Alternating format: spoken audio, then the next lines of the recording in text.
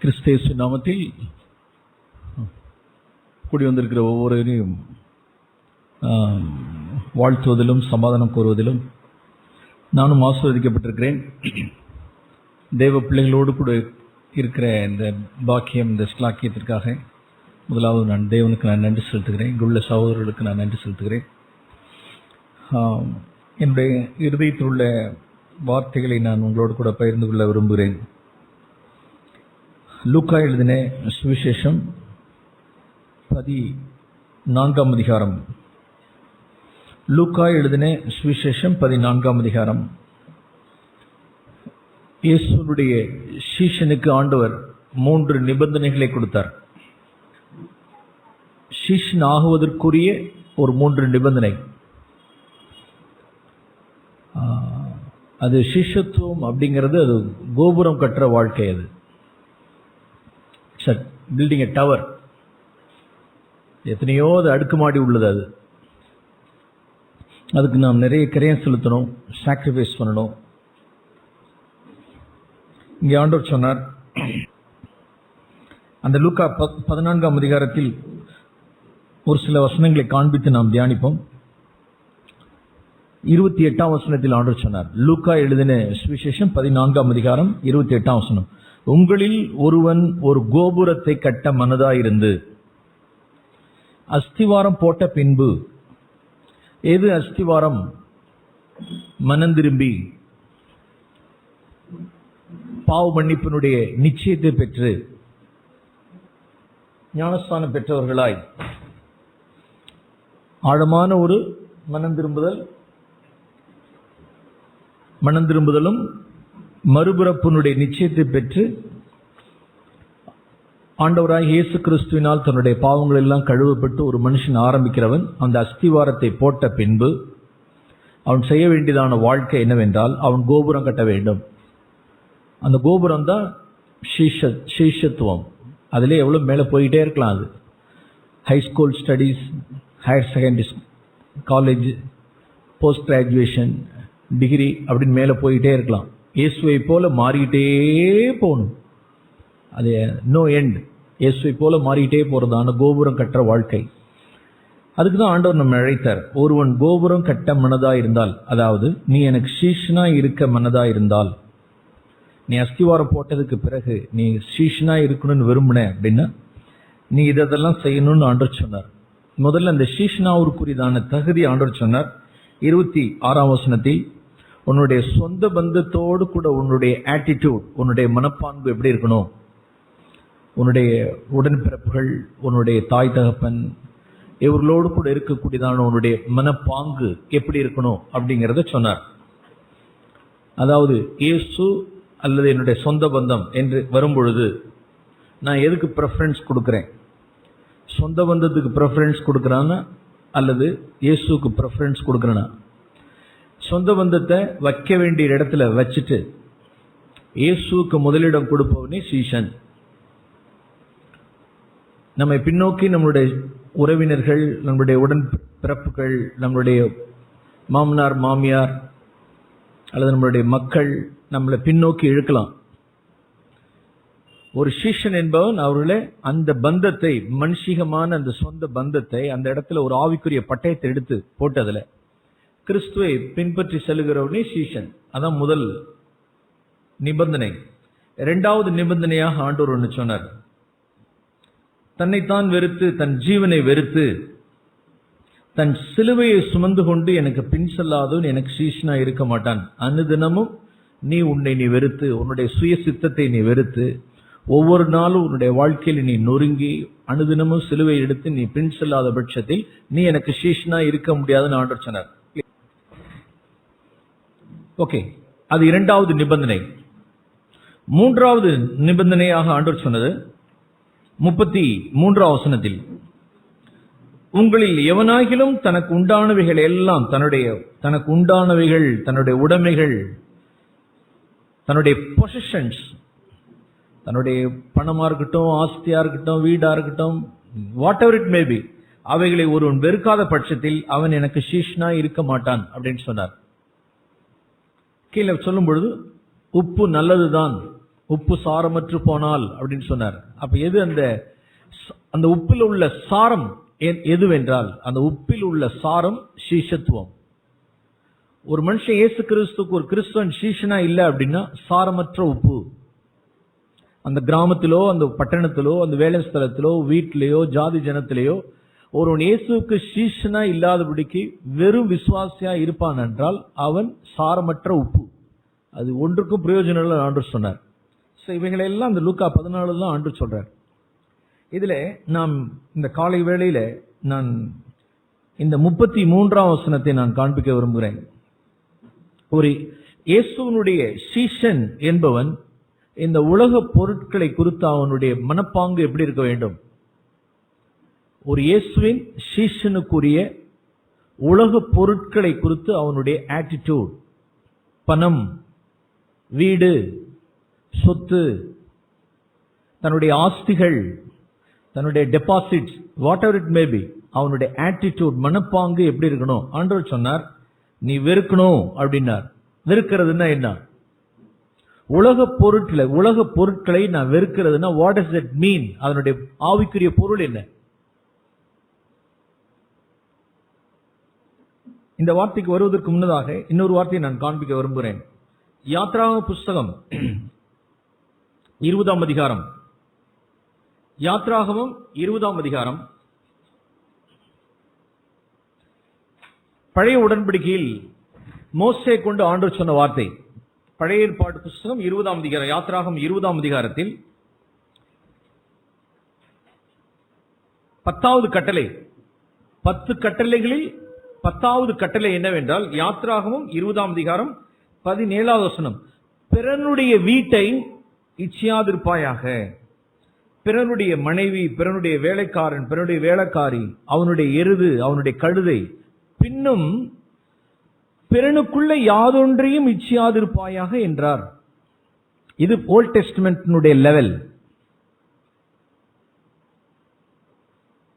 பிறனுக்குள்ள யாதொன்றையும், பிறருடையதை என்ன செய்யாத, இச்சிக்காத அப்படின்னு சொல்றது பழைய ஏற்பாட்டினுடைய லெவல். புதிய உடன்படிக்கையினுடைய லெவல் என்ன அப்படின்னா, நீங்களும் நானும் நம்முடையதவே என்ன செய்யக்கூடாது, இச்சிக்க கூடாது. தன்னுடையதே என்ன செய்யக்கூடாது. இந்த ஊர்ல, இதே நாகர்கோயில எவ்வளவோ சன்மார்க்கர்கள் இருக்கலாம், எவ்வளவு உலக பிரகாரமான சுய நீதியை கொண்டதான சில பிராமின்ஸ் இருக்கலாம், சில இந்துக்கள் இருக்கலாம். அடுத்தவனுடைய பொருளை என்ன செய்யாதவர்கள், இச்சியாதவர்களும், அடுத்த 10 பைசா உன் காசு எனக்கு வேண்டாம் அந்த வச்சுக்க அப்படின்னு இச்சியாதவர்கள், பிறனுடையவைகளையே இச்சியாதவர்கள் இந்த பட்டணத்திலே எவ்வளவு பேர் உண்டு, எவ்வளவு சன்மார்க்கர்கள் உண்டு. நாம என்ன, நம்மளை விட தாண்டினவங்களும் இந்த நாகர்கோயில் இருக்காங்க. பிறனுடையதை என்ன செய்யாதவர்கள், இச்சியாதவர்கள். அது நான் பிறனுடையதை நான் இச்சிக்கல, no no no no no, அது ஒரு மேன்மையும் கிடையாது. ஓல்ட் டெஸ்டமென்ட்னுடைய லெவல் பிறனுடைய இச்சியாது இருக்கிறது அப்படின்னு. புதிய உடன்படிக்கையினுடைய லெவல் என்னவென்றால், நீ உன்னுடையதே என்ன செய்யக்கூடாது, இச்சிக்க கூடாது. உன்னுடையதையே நீ சொந்தம் பாராட்டக்கூடாது, பொசஸ் பண்ணக்கூடாது. ஃபார் எக்ஸாம்பிள், ஆண்டவருடைய வார்த்தையிலிருந்து உங்களுக்கு நான் காண்பிக்கிறேன்.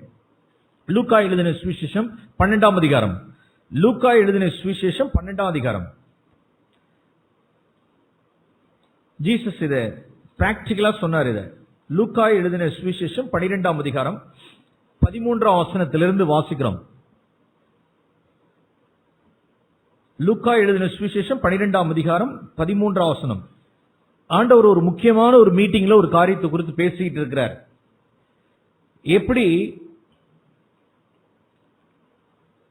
இயேசுவை மனுஷருக்கு முன்பாக மறுதலிக்காமல் இருப்பது, ஜாதி ஜனத்தின் மத்தியில, அலுவலகத்தின் மத்தியில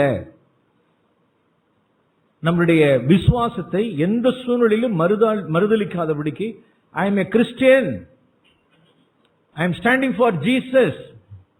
என்ன சூழ்நிலையிலும் நான் என்னுடைய விசுவாசத்தை நான் மறுதலிக்க மாட்டேன், ஆண்டவரை மறுதலிக்க மாட்டேன், தேவனுடைய வார்த்தையை மறுதலிக்க மாட்டேன், நான் தேவனுக்காக நான் ஸ்டாண்ட் பண்ணணும் அப்படிங்கறத குறித்து ஒவ்வொருத்தரையும் அப்படியே ஸ்டெரப் பண்றாரு, அப்படியே முந்தி தள்ளுறாரு. அந்த மீட்டிங்ல திடீர்னு ஒருத்தர் எழுந்திருச்சு நிக்கிறான். போதகரே, அவனுக்கு பெரிய பிரச்சனை, அவனுடைய வீட்டுக்குள்ளார அவனுக்கு ஒரு பிரச்சனை. நான் நினைக்கிறேன் இப்படி நான் இப்படி யூகிக்கலாம், சொத்து இன்னும் பிரச்சனை, சொத்து இன்னும் பாக பிரிவினை பண்ணல. தன்னுடைய இவன் வந்திருக்கிறவன் நிச்சயம் ஒரு இளையவனா இருக்கணும். இவனுடைய அண்ணன் ப்ராப்பர்ட்டி இன்னும் பொதுவாகவே வச்சிருக்கிறாங்க. அப்பா ஒரு கால் மரித்திருந்திருக்கலாம், அவனுக்கும் கல்யாணம் ஆயிருக்கலாம், அவனுக்கும் பிள்ளைக்குட்டி இருந்திருக்கலாம், இளையவனுக்கும் கல்யாணம் ஆயிருக்கலாம், இளையவனுக்கும் பிள்ளைக்குட்டி இருந்திருக்கலாம். அண்ணா சொத்தை பிரிச்சலாமே, ஆகட்டும் அப்பா மரிச்சிட்டார்ல, சீக்கிரம் சொத்தை பிரிச்சிரு, ஆகட்டும். ஏன் பொதுவா வச்சுக்கிட்டு எல்லாத்தையும் பண்ணிட்டு இருக்க? நீனே என்ன வரவுன்னு தெரியல, என்ன செலவுன்னு தெரியல, எவ்வளவு வரவு செலவுன்னு தெரியாதபடிக்கு நீனே வச்சுக்கிட்டு இருக்க. எனக்கு கல்யாணம் ஆயிடுச்சு, சொத்தை பிரிச்சு விடுன்னா அவன் கேட்ட பாடே இல்லை. அவன் உடனே இப்படி ஒரு கேள்விப்பட்டான், ஜீசஸ் போனா நமக்கு ஏதாவது ஒரு தீர்வு கிடைக்கும் அப்படின்னு சொல்லிட்டு மீட்டிங் வந்துட்டான். ஜீசஸ் ஒரு முக்கியமான மீட்டிங்ல முக்கியமான சப்ஜெக்ட பேசிட்டு இருக்க. அவன் திடீர்னு எழுந்திருச்சு, ஜனக்கூட்டு நடுவுல எழுந்திருச்சு, போதகரேங்கிறப்ப என்னப்பா அப்படிங்கிற, எங்க அண்ணன் சொத்தினுடைய ஏன் வீதத்தை, யாருடைய வீதத்தை பாருங்க, 13 வசனம். ஜனக்கூட்டத்தில் ஒருவன் எழுந்து அவரை நோக்கி, போதகரே, ஆஸ்திய சொத்த பாகம் பிரிச்சு யாருடைய வீதத்தை, என்னுடைய வீதத்தை எனக்கு தரும்படி என் சகோதரனுக்கு நீங்க சொல்லுங்க அப்படின்னு சொன்னான். இந்த ஊர்ல உள்ள கோர்ட்ல போனா அது செல்லுமா செல்லாதா சொல்லுங்க? செல்லும். 4 நாட்டாமக்கார வச்சு சொன்னாங்கன்னா, ஏய் இங்க வா, அவன் கேட்கறது ரைட்டு தானே, உன்னோட கேட்கறான், அவனுடைய தானடா கேட்கறான், ஏன் பிரிச்சு விட வேண்டியதானே, பிரிச்சு விடு, அவ்வளவுதானே சொல்லுவான். இந்த கோர்ட்டுக்கு ரைட்டு. ஆனால் ஜீசஸ் அவனை பார்த்தார், ஏய் நீ 100% ரைட்டு தான் மேன், ஆனா 100% நீ தப்பு. எப்படி நீ 100% ரைட்டு அப்படின்னா உன் வீதத்தை தான் கேட்கிற, ஒன்னும் பிரச்சனை இல்லை. ஆனா 100% நீ ஏன் தப்பு அப்படின்னா, உன் சகோதரன் மேல இருதயத்தில் உனக்கு என்ன உண்டாயிடுச்சு, காட்டு உருவாயிடுச்சு, ஒரு இல் ஆட்டிடியூட், ஒரு கசப்பு. புடிங்கி வச்சுக்கிட்டான், குடி கெடுத்தான், குடிய துரோகம் பண்ணிட்டான், எவ்வளவு வருது போகுதுன்னு தெரியல, இன்னும் பாக பிரிவினை பண்ணல, என்ன வருதுன்னு தெரியல, என்ன ஏமாத்துறான், எங்க அண்ணன் என்ன ஏமாத்துறான். இருதயத்துக்குள்ள ஒரு விதமான ஒரு கசப்பை உருவாக்கிட்டான், ஒரு ஹேட்ரட்னஸ், ஒரு பகைமை. ஆண்டவர் அவனு அதே நேரம் அவனை பார்த்துட்டான், இவ்வளவு தூரத்துக்கு வந்து என்கிட்ட கம்ப்ளைண்ட் பண்ற அளவுக்கு, ஒரு சொத்தை பிரிச்சு கொடுன்னு கேட்கிற அளவுக்கு உன் இருதயத்துக்குள்ள இருக்குன்னா, உன் இருதயத்துக்குள்ள எவ்வளவு பொருளாசை இருக்குன்னு சொல்லிட்டு ஸ்ட்ரெயிட்டா அவனுடைய ஹார்ட்டை பார்த்துட்டு அடுத்த வார்த்தை சொன்னார், பொருளாசை அப்படின்னு சொன்னார். பழைய உடன்படிக்கையில யாருடையதை இச்சித்தா பாவம், பிறனுடையதை இச்சிக்காது இருப்பாயாக, தட் இஸ் சின். அது மோசை எல்லாம் உள்ளார பூந்துகிட்டு எல்லாம் இருதயத்துக்குள்ள பார்த்துட்டு இருக்க முடியாது, கட்டளை. ஆனால் புதிய உடன்படிக்கையில இயேசு உள்ளர் ஊடுருவி பார்ப்பார். மோசையினால ஊடுருவி பார்க்க முடியாத இயேசு ஊடுருவி பார்ப்பார். நீ உன்னுடையதற்காகவே நீ சமாதானத்தை இழந்த அப்படின்னா, உன்னுடையதை இச்சிக்கிறதுக்காக, உன்னுடையதை பெறணுங்கிறதுக்காகவே நீ இருதயத்துக்குள்ள ஒரு கசப்பு வைராக்கியம் வச்சுக்கிட்டு இருந்த அப்படின்னா, நிறைய பேர் இந்த ஸ்டாண்டர்டுக்கு வர்றதில்லை. நான் ஒரு ஃபேமிலி அறிவேன்.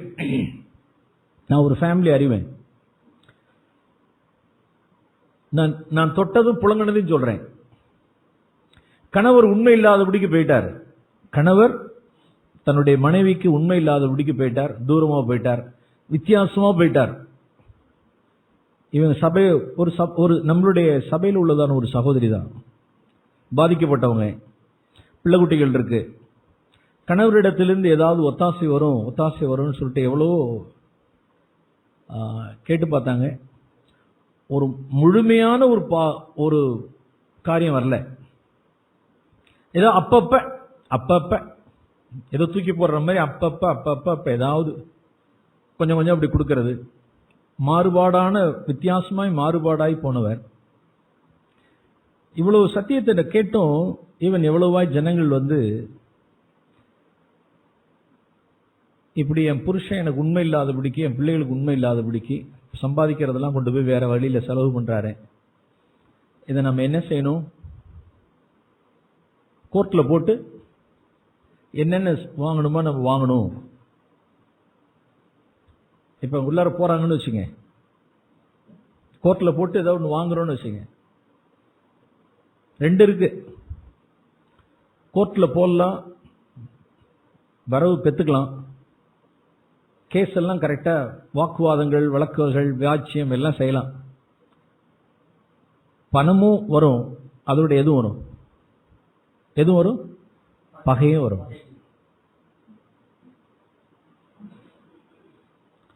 சகோதரியே, இத்தனை ஆண்டுகளாய் விசுவாசத்திலே வளர்ந்து வந்துட்டீங்க, விசுவாசத்திலே குடும்பத்தை நடத்திட்டீங்க. உங்களோட வாழ்க்கையை திரும்பிட்டு பார்த்தா உங்களுடைய எவ்வளோ சூழ்நிலைகள்ல உங்களை தேவன் தான் உங்களை என்ன செஞ்சிருக்கிறார்? பராமரிச்சிருக்கிறார், போஷித்திருக்கிறார். வேண்டாம், இது மிஞ்சி தாண்டி நீங்க போகும் பொழுது நீங்க என்ன உண்டாகும் அப்படின்னா, பகைமை வரும். இப்பயே பகைமை ஸ்டார்ட் ஆயிடுச்சு. அதை குறித்து வேற மாதிரி நான் அப்ரோச் பண்ணலாம் அப்படின்னு சொல்லிட்டு போகும் பொழுது, கோர்ட்ல இருந்து வாபஸ் வாங்குங்க, நாங்கள் செய்ய வேண்டியதை நாங்கள் என்ன செய்யறோம்னு சொல்றாங்க. வழக்கு போடாதீங்க, வேற மாதிரி செய்வோம், என்னென்ன செய்யணுமோ அந்தந்த பிள்ளைகளுக்கு என்னென்ன செய்யணுமோ நம்ம செய்யறேன்னு சொல்லிட்டு காம்ப்ரமைஸ்க்கு வர்றாங்க. ரைட், அந்த கட்டத்திலே நம்ம செஞ்சு சமாதானமான முறையில அதை பேசிக்குவோம் அப்படின்னா, இப்ப அவநம்பிக்கை, அவிசுவாசம் என்னன்னா, இப்ப நம்ம நம்பி வாபஸ் வாங்கிட்டு நாளைக்கு ஒண்ணுமே கொடுக்கலன்னா, அதனால போட்டது என்னதான், போட்டதுதானே. இப்பயே என்ன ஆயிடுச்சு அப்படின்னா, ஜாதி ஜனத்தினுடைய இருதயம் எல்லாம் என்ன ஆயிடுச்சு? பகைமை, கசப்பு. நிறைய பேர் எதை சம்பாதிக்க விரும்புறாங்க அப்படின்னா, பணத்தை சம்பாதிக்க விரும்புறாங்க, அதோடு கூட எதையும் சேர்த்து சம்பாதிக்க விரும்புறாங்க? பகைமையும். ஆண்டவர் சொன்னார், அநீதமான இந்த உலக பொருளால் சிநேகிதத்தை என்ன செய்யுங்க? சம்பாதிங்க. அப்ப இந்த மாதிரி இப்ப நீதி நியாயம் புடுங்குறான், என்ன செய்யறான் அப்படின்னா, எப்பொழுதுமே நமக்கு டிஃபென்ஸுக்காக நம்ம பயன்படுத்தலாம். எதை? நம்மளுடைய பாதுகாப்புக்காக நமக்கு இருக்கிறதான சட்டதிட்டங்கள் மற்ற காரியங்கள் எல்லாம் we can use. எல்லா கோர்ட், போலீஸ் ஸ்டேஷன், மற்ற காரியங்கள், போக்குவரத்து அத்தனையும் ஆண்டவர் சொன்னார், உன் கையில ஒரு பட்டை என்ன செய்யட்டும்? இருக்கட்டும் சொன்னார். எதுக்கு? அடுத்த வெட்டுறதுக்கா? நோ. எதுக்கு? ஃபார் அவர் டிஃபென்ஸ். நமக்கு இருக்கிறதான நாம் பயன்படுத்துறது ஒன்றும் தப்பே இல்லை. we can use with all means. Court இருக்கு, போலீஸ் ஸ்டேஷன்ஸ் இருக்கு, சில பணங்களை செலவு பண்ணி சில காரியங்களை செய்யலாம். எதுக்கு அப்படின்னா, டிஃபென்ஸ்க்காக, நாட் ஃபார் அஃபென்ஸ். சில சூழ்நிலைகளில் சிலர் அது எதுக்கு பயன்படுத்தணும், நான் டிஃபென்ஸுக்கு பயன்படுத்துறேன்னா நான் அஃபென்ஸுக்கு பயன்படுத்துறேன்னு தெரியாதபடிக்கு சிலர் என்ன செஞ்சிடறாங்க அப்படின்னா, அடுத்தவங்களை அஃபென்ஸ் பண்ணி பகைமையை சம்பாதிச்சு இந்த சொத்துக்காக, காரியங்களுக்காக போராடுகிறவர்கள் இந்த பூமியில் எக்கச்சக்கமான பேர். இந்த லூக்கா 12ஆம் அதிகாரத்தில் ஆண்டவர் சொன்னார், ஜனக்கூட்டத்தில் ஒருவன் அவரை நோக்கி, போதகரே, என் வீதத்தை எனக்கு தரணும்னு சொன்னான். ஆண்டவர் அவன்கிட்ட சொன்னார், உன் வீதத்தை தான் கேட்ட, அதே சமயத்தில் உன்னுடைய சகோதரனை குறித்து உனக்கு என்ன ஆட்டிடியூட் வந்துருச்சு அப்படின்னா, இல் ஆட்டிடியூட் வந்துருச்சு அப்படின்னார். உனக்கு பொருளாசைன்னு ஆண்டவர் சொன்னார். ஓகே, லூக்கா எழுதின சுவிசேஷம் 18ஆம் அதிகாரம். இன்னொரு கான்டெக்ஸ்ட்ல வாசிக்கணும். லூக்கா எழுதின சுவிசேஷம் 18ஆம் அதிகாரம். லூக்கா எழுதின சுவிசேஷம் 18ஆம் அதிகாரம் 18ஆம் வசனத்துல ஒருவன் இப்படி ஆண்டவர்கிட்ட கேட்டான், தலைவன் ஒருவன் அவரை நோக்கி, நல்ல போதகரே, நித்திய ஜீவனை சுதந்திரித்துக் கொள்ள நான் என்ன செய்ய வேண்டும் என்று கேட்டான். அதற்கு ஆண்டவர் சொன்னார், 22ஆம் வசனம், உனக்கு உண்டானவைகளை எல்லாம் நீ விற்று தரித்திற்கு கொடு, பரலோகத்தில் உனக்கு மிகுந்த பொக்கிஷம் உனக்கு உண்டாயிருக்கும், பின்பு என்னை பின்பற்றுவா என்றான். அவன் அதிக ஐஸ்வர்யம் உள்ளவனானபடினால் இதை கேட்ட பொழுது மிகுந்த துக்கம் அடைந்தான். இவன் இங்க வரக்கூடியதான இந்த யங் ரிச் ரூலர், இந்த ஐஸ்வர்யவான், அவன் தன்னுடைய பணத்தை எல்லாம் நீதியாய் நேர்மையா சம்பாதித்தவன். கள்ளத்தராசு பண்ணல, களவு பண்ணல, வஞ்சனை பண்ணல, நேர்மையாய் உத்தமமா சம்பாதிச்சுதான். ஆனா அவனுடைய இருதயம் முழுவதும் எதுல நம்பிக்கை வச்சிருந்தான் அப்படின்னா ஐஸ்வர்யம். அவனுடைய he put all his confidence அவனுடைய சொத்துல, அவனுடைய ஐஸ்வர்யத்துல, அவனுடைய லாக்கர்ல, அவனுடைய ஜுவல்ஸ்ல, அதுலதான் அவன் வச்சிருந்தான். அவனுடைய நம்பிக்கை எல்லாம் அதுதான். நான் சம்பாதிச்சது, இது என்னுடைய உடைமை அப்படின்னு. ஆண்டவர் சொன்னார், உனக்கு நான் தேவனுடைய ராஜ்யம் உனக்கு வேணும் அப்படின்னா, நீ தேவனுடைய நித்திய ஜீவனை நீ சுதந்திரிக்கணும் அப்படின்னா, தேவன் ஊடுருவி பார்த்தார். அவனுடைய இருதயத்துக்குள்ள பொருளாசை பார்த்தார். அவனுடைய பொருளாசை கேன்சர் அளவுக்கு இருந்துச்சு. Immediately that cancer should be removed. உடனடியா சீக்கிரமா உன்னுடைய ஐஸ்வர்யத்தை நீ வித்துட்டு தரித்திரனை கொடுத்துட்டு என்னை பின்பற்றி வா, ரோட்ல நிக்கணும்னு சொல்ல, ஏன் என்ன ஃபாலோ பண்ணு அப்படின்னாரு. அவனால என்ன செய்ய முடியல, விட முடியல, வருத்தத்தோட போயிட்டான். அப்ப இந்த லூக்கா 12லயும் இந்த லூக்கா 18 ஆண்டவர் சொன்ன இந்த ஒரு ஓமையிலையும், இது ரெண்டுமே ஓமை கிடையாது, ரெண்டுமே ஆண்டவரோடு கூட என்கவுண்டர் பண்ண இந்த ரெண்டு பேருடைய சம்பவத்தில் ஆண்டவர் சொன்னார், பிறனுடையவைகளை அவர் இச்சிக்க சொல்ல. யாருடையதே சொல்லுங்க, யாருடையதே? தன்னுடையதே. லூக்கா 12ல வந்தான், என்னுடைய வீரத்தை எனக்கு தாங்கன்னு சொன்னான், பொருளாசைன்னு சொன்னார். இன்னொரு இடத்துல லூக்கா 18ல அவனுடைய நேர்மையா சம்பாதிச்ச அவனுடைய பணத்தை நீ பொருளாசை உடையவனா இருக்கன்னு சொன்னார். நீ தேவனுடைய ராஜ்யத்துக்குள்ள சுதந்திரிக்கிறது கஷ்டம்னு சொன்னார், அரிதுன்னு சொன்னார். அப்ப புதிய உடன்படிக்கையினுடைய அந்த ஸ்பிரிட்டை நாம் கரெக்டா கண்டுபிடிக்கணும். நாம இதெல்லாம் சொல்லிட்டு தான் ஆண்டவர் லூக்கா 14க்கு வரும் பொழுது இந்த உடைமைகளை, இந்த உலக பொருட்களை என்ன செஞ்சிருங்க, ஆஸ்திய, சொத்தை, பணத்தை, காசெல்லாம் நீங்க என்ன செய்யணும், ஒருவன் வெறுக்காத பட்சத்தில் அவன் என்னுடைய என்னவா இருக்க முடியாது, சீஷனா இருக்க முடியாது. லாங் ரன்ல இயேசுவை நோக்கி மோட்ச பிரயாணம் பண்ணுகையில் இவைகள் எல்லாம் நாம் என்ன செய்யலாம், தொட்டுக்கலாம், புழங்கிக்கலாம். we can use. நாம் சொந்தம் பாராட்டுறது கிடையாது, அதை வாரி கட்டிக்கிறது கிடையாது. நாம் ஜீசஸை தான் தழுவி கொள்ளணும். இதெல்லாம் நமக்கு காரியமே இல்லை. சோ அந்த உலக பொருட்களை நான் ஒரு சீஷன் வெறுக்கிறதுனா அதனுடைய ஒரு 7 ஆட்டிடியூட் இதுதான். ஒரு 7 மனப்பான்மை என்னவென்றால், ஒரு இயேசு கிறிஸ்துனுடைய சீஷனுக்கு இருக்க வேண்டியதான உலக பொருட்களை குறித்து அவனுக்கு இருக்க வேண்டிய மனப்பான்மை, நான் என்னுடைய வாழ்க்கையில பார்த்ததை, தொட்டதை, புழங்கினதை நான் உங்களுக்கு காண்பிக்கிறேன். முதல் ஆட்டிடியூட் மனப்பான்மை என்னவா இருக்கணும் அப்படின்னா, இந்த உலக பொருட்களை அசட்டை செய்யணும். ஒண்ணு, அதாவது எப்ப அப்படின்னா, இயேசுவா உலக பொருளா என்று வரும். இயேசுவா உலக பொருளா என்று வந்தால், உலக பொருளை அசட்டை செய்துட்டு இயேசுவை தெரிந்து கொள்கிறவன் சீஷன். அவன் கரெக்டா உலக பொருளை வெறுத்திருக்கான்னு அர்த்தம். நான் இவைகளெல்லாம் உங்களுக்கு நான் இந்த நாட்களில் நான் சொல்லிடுவேன். இரண்டாவது மனப்பாங்கு அவனுக்கு இருக்க வேண்டியது என்ன ஆட்டிடியூட் என்றால், இந்த உலக பொருள் நம்மை விட்டு போகும் பொழுது, டேமேஜ் ஆகும் பொழுது, சேதம் அடையும் பொழுது, நஷ்டம் அடையும் பொழுது, யாராவது நம்மை ஏமாற்றும் பொழுது, அல்லது நாம் திருட்டு போகப்படும் பொழுது, நம்மளை ஒருத்தன் ஏமாத்துறான், ஒருத்தன் திருடுறான், ஒன்னு டேமேஜ் ஆயிடுது, ஒரு நஷ்டம் ஆயிடுதுங்கும் பொழுது, ஒரு இயேசுவின் சீஷன் என்ன செய்யக்கூடாது அப்படின்னா, அப்செட் ஆகக்கூடாது, மனம் தளர்ந்துடக்கூடாது. he should not lose his heart. அவனுடைய மனதை அவன் இழந்துடக்கூடாது, அப்செட் ஆயிடக்கூடாது. நம்மளுடைய ஆத்மா என்னவா எதோட ஒட்டிக்கிட்டு இருக்கு அப்படின்னா, நம்மளுடைய ஆத்மா மண்ணோட கூட ஒட்டிக்கிட்டு இருக்கு.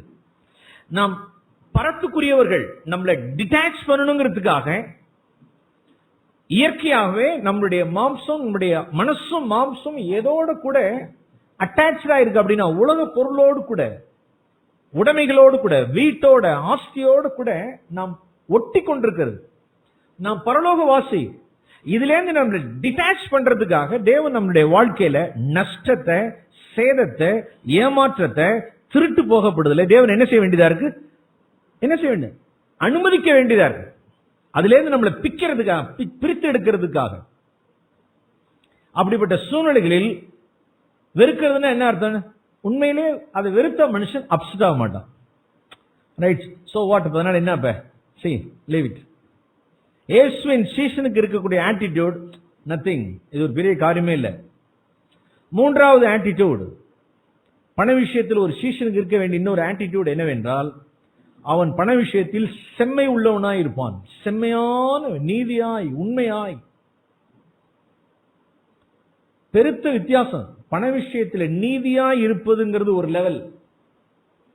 பண விஷயத்தில், உலக பொருட்கள் பண விஷயத்தில் நீதியாய் இருப்பதுங்கிறது ஒரு பிரைமரி லெவல், ஒரு ஸ்டேஜ் நம்பர் 1. அது கீழான லெவல். பண விஷயத்தில் உண்மையா இருப்பதுங்கிறது higher level. Righteousness in money matters, faithfulness in money matters. பண விஷயத்தில் நீதியா இருப்பது என்பதை விட பண விஷயத்தில் உண்மையா இருப்பதுங்கிறது ஹையர் லெவல். ஒன்னு ஸ்கூல் லெவல்னா இன்னொன்னு காலேஜ் லெவல். நாம் தியானிக்கலாம். 4வது, ஒரு சீஷனுக்கு இருக்க வேண்டியதான உலக பொருட்களை குறித்து அவனுடைய ஆட்டிடியூட். 4வது காரியம், இந்த உலக பொருட்களை குறித்து அவனுக்கு, உலக பொருளை குறித்து சண்டை, வாக்குவாதமே கிடையாது. No quarrel, no dispute. வாக்குவாதம், சண்டை, பிரச்சனை, சொத்து பத்துக்காக, ஆஸ்திக்காக, பணத்துக்காக, அது 5 ரூபாய் இருந்தாலும் சரி, 5 கோடியா இருந்தாலும் சரி, நோ டிஸ்பியூட், நோ குவாரல். அவன் சீஷன். 5வது ஆட்டிடியூட், ஒரு சீஷனுக்கு உலக பொருட்களை குறித்து இருக்க வேண்டிய ஆட்டிடியூட், இருக்கிறதுல திருப்தியா இருக்கிறது. இருக்கிறதுல திருப்தியா, உள்ளதில் எனக்கு என்ன இருக்கோ இருக்கிறதுல போதும் என்கிற மனதுடனே கூடிய தேவ பக்தி உடையவனே உண்மை கிறிஸ்தவன். எனக்கு போதும் ஆண்டவரே, எனக்கு இருக்கிறது போதும். being content with the earthly things, money matters. 6வது ஆட்டிடியூட், ஒரு சீஷனுக்கு இருக்க வேண்டிய இன்னொரு ஆட்டிடியூட், இந்த உலக பொருட்கள் மேல் தன்னுடைய நம்பிக்கை வைக்காமல் இருப்பது. ஜீவனுள்ள தேவன் பேர்லயே தான் நம்மளுடைய நம்பிக்கை வைக்கணுமே ஒழிய நிலையற்ற ஐஸ்வர்யத்தின் பேர் நம்மளுடைய நம்பிக்கையை நாம் வைக்காமல் இருப்பது. 7வது ஆட்டிடியூட், தேவன் நமக்கு கொடுத்த இந்த ஐஸ்வர்யத்தை, இந்த பணத்தை நாம் நமக்கே செலவு பண்ணாதபடிக்கு, we are selfish creatures, self-centered people. எவ்வளவு வந்தாலும் நமக்கே, எவ்வளவு தேவன் கொடுத்தாலும் சரி, எனக்கு, என் பொண்டாட்டி, என் பிள்ளைகளுக்கு, நான். ஆனா தேவன் அப்படி கொடுக்கல. அது உலக பொருளை வெறுக்கிறவன். அப்படின்னா வெறுக்கிறதுன்னா என்ன அர்த்தம் அப்படின்னா, ஓகே ஆண்டவரே நீங்க எனக்கு கொடுத்தீங்க, நான் உங்களுடைய ராஜ்யத்துக்கு, உங்களுடைய பணிக்கு, உங்களுடைய திருச்சபைக்கு, ஏழைகளுக்கு, தேவையில் உள்ளவர்களுக்கு, தரித்திரருக்கு, விசுவாச வீட்டாருக்கு நான் உமக்கே நான் திரும்ப கொடுக்கணும். உம்மிடத்திலிருந்து வாங்கி உமக்கு நான் திரும்ப செலுத்தணும். தேவனுக்கு கொடுக்கிறவர்கள். இப்படி ஒரு பூரணமான ஒரு 7 ஆட்டிடியூட் ஒரு மனுஷனுக்குள்ள இருக்கு. அப்படின்னா இதுல நான் வளர்ந்தேறணும். ஒரு சீஷன் என்பவன் இந்த ஆட்டிடியூட் எல்லாவற்றையும் நான் வளர்ந்தேறணும். கொஞ்சம் கொஞ்சமா ஆண்டவரே இதுல நான் பூரணமாட்டோம், இதுல குறை உள்ளவனா இருக்கிறேன், இதுல குறை உள்ளவனா இருக்கிறேன். சாதாரண ஒரு விஷயத்துல நான் அப்செட் ஆயிடுறேன், அப்படியே சோர்ந்துடுறேன். யாராவது என்னை ஏமாத்திட்டாங்க அப்படின்னா அப்படியே நான் இழந்துடுறேன். ஒரு வாரம் தூக்கம் போச்சு, பிசினஸ்ல லாஸ் ஆயிடுச்சு அப்படின்னா அப்படியே படுத்துறேன், தலை தூக்கவே முடியல அப்படின்னா என்னுடைய இருதயம் அதுல இருக்குன்னு அர்த்தம். அப்படியே படுத்துறோம். ஏமாத்திட்டாங்க, இல்ல திருட்டு போயிடுச்சு, ஒன்னு நஷ்டமா போயிடுச்சு, கொடுக்க வேண்டிய இடத்துல கொடுத்துட்டு திரும்ப வரல, ஏமாற்றப்பட்டேன் அப்படின்னா அவ்வளவுதான். இருதயத்துல கசப்பு. ஏமாத்திட்டான்,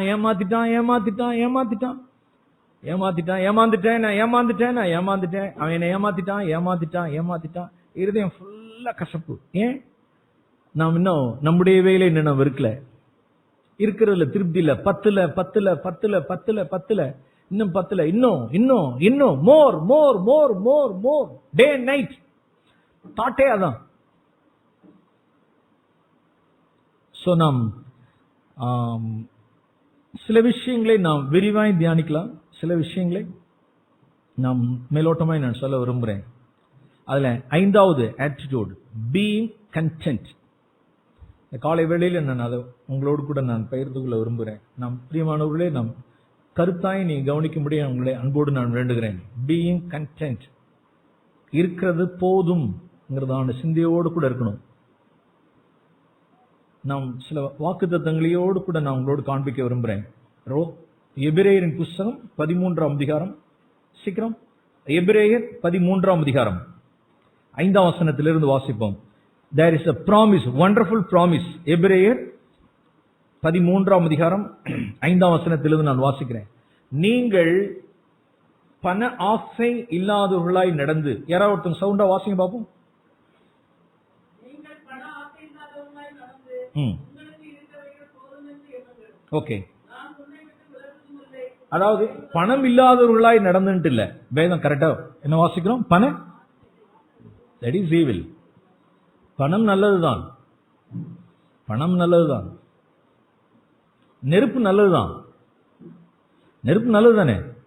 நெருப்பு இருக்கிறதுனால தான் என்ன செய்ய முடிஞ்சிச்சு, நீ காலையில சாப்பிட்டு வந்தோம். நெருப்பு நல்லதுதான். ஆனா நெருப்பை எப்படி ஹேண்டில் பண்ணணுமோ அந்த அளவுக்கு ஹேண்டில் பண்ணும். அதை ரொம்ப சர்வசாதாரணமா விளையாண்ட முடியாது. ஒரு பெரிய ஒரு டிரான்ஸ்ஃபார்ம், இபியினுடைய எலக்ட்ரிக் போர்டினுடைய பெரிய டிரான்ஸ்ஃபார்ம் இருக்குன்னா உள்ளார போகும்பொழுது அதுல மண்டை ஓடு போட்டிருக்கும் பார்த்துருக்கீங்களா? காஷன், எச்சரிக்கை அப்படின்னு சொல்லிட்டு மண்டை ஓடு போட்டு எல்லாம் போட்டிருக்கும். சர்வசாதாரணமா என்ன செஞ்சிட முடியாது.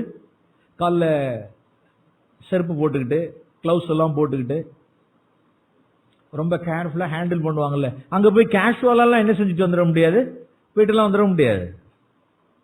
அது எவ்வளவு வோல்ட் மின்சாரம் உள்ளது, அதுல போய் சர்வ ஜாக்கிரதையா இருந்துட்டு வரணும்.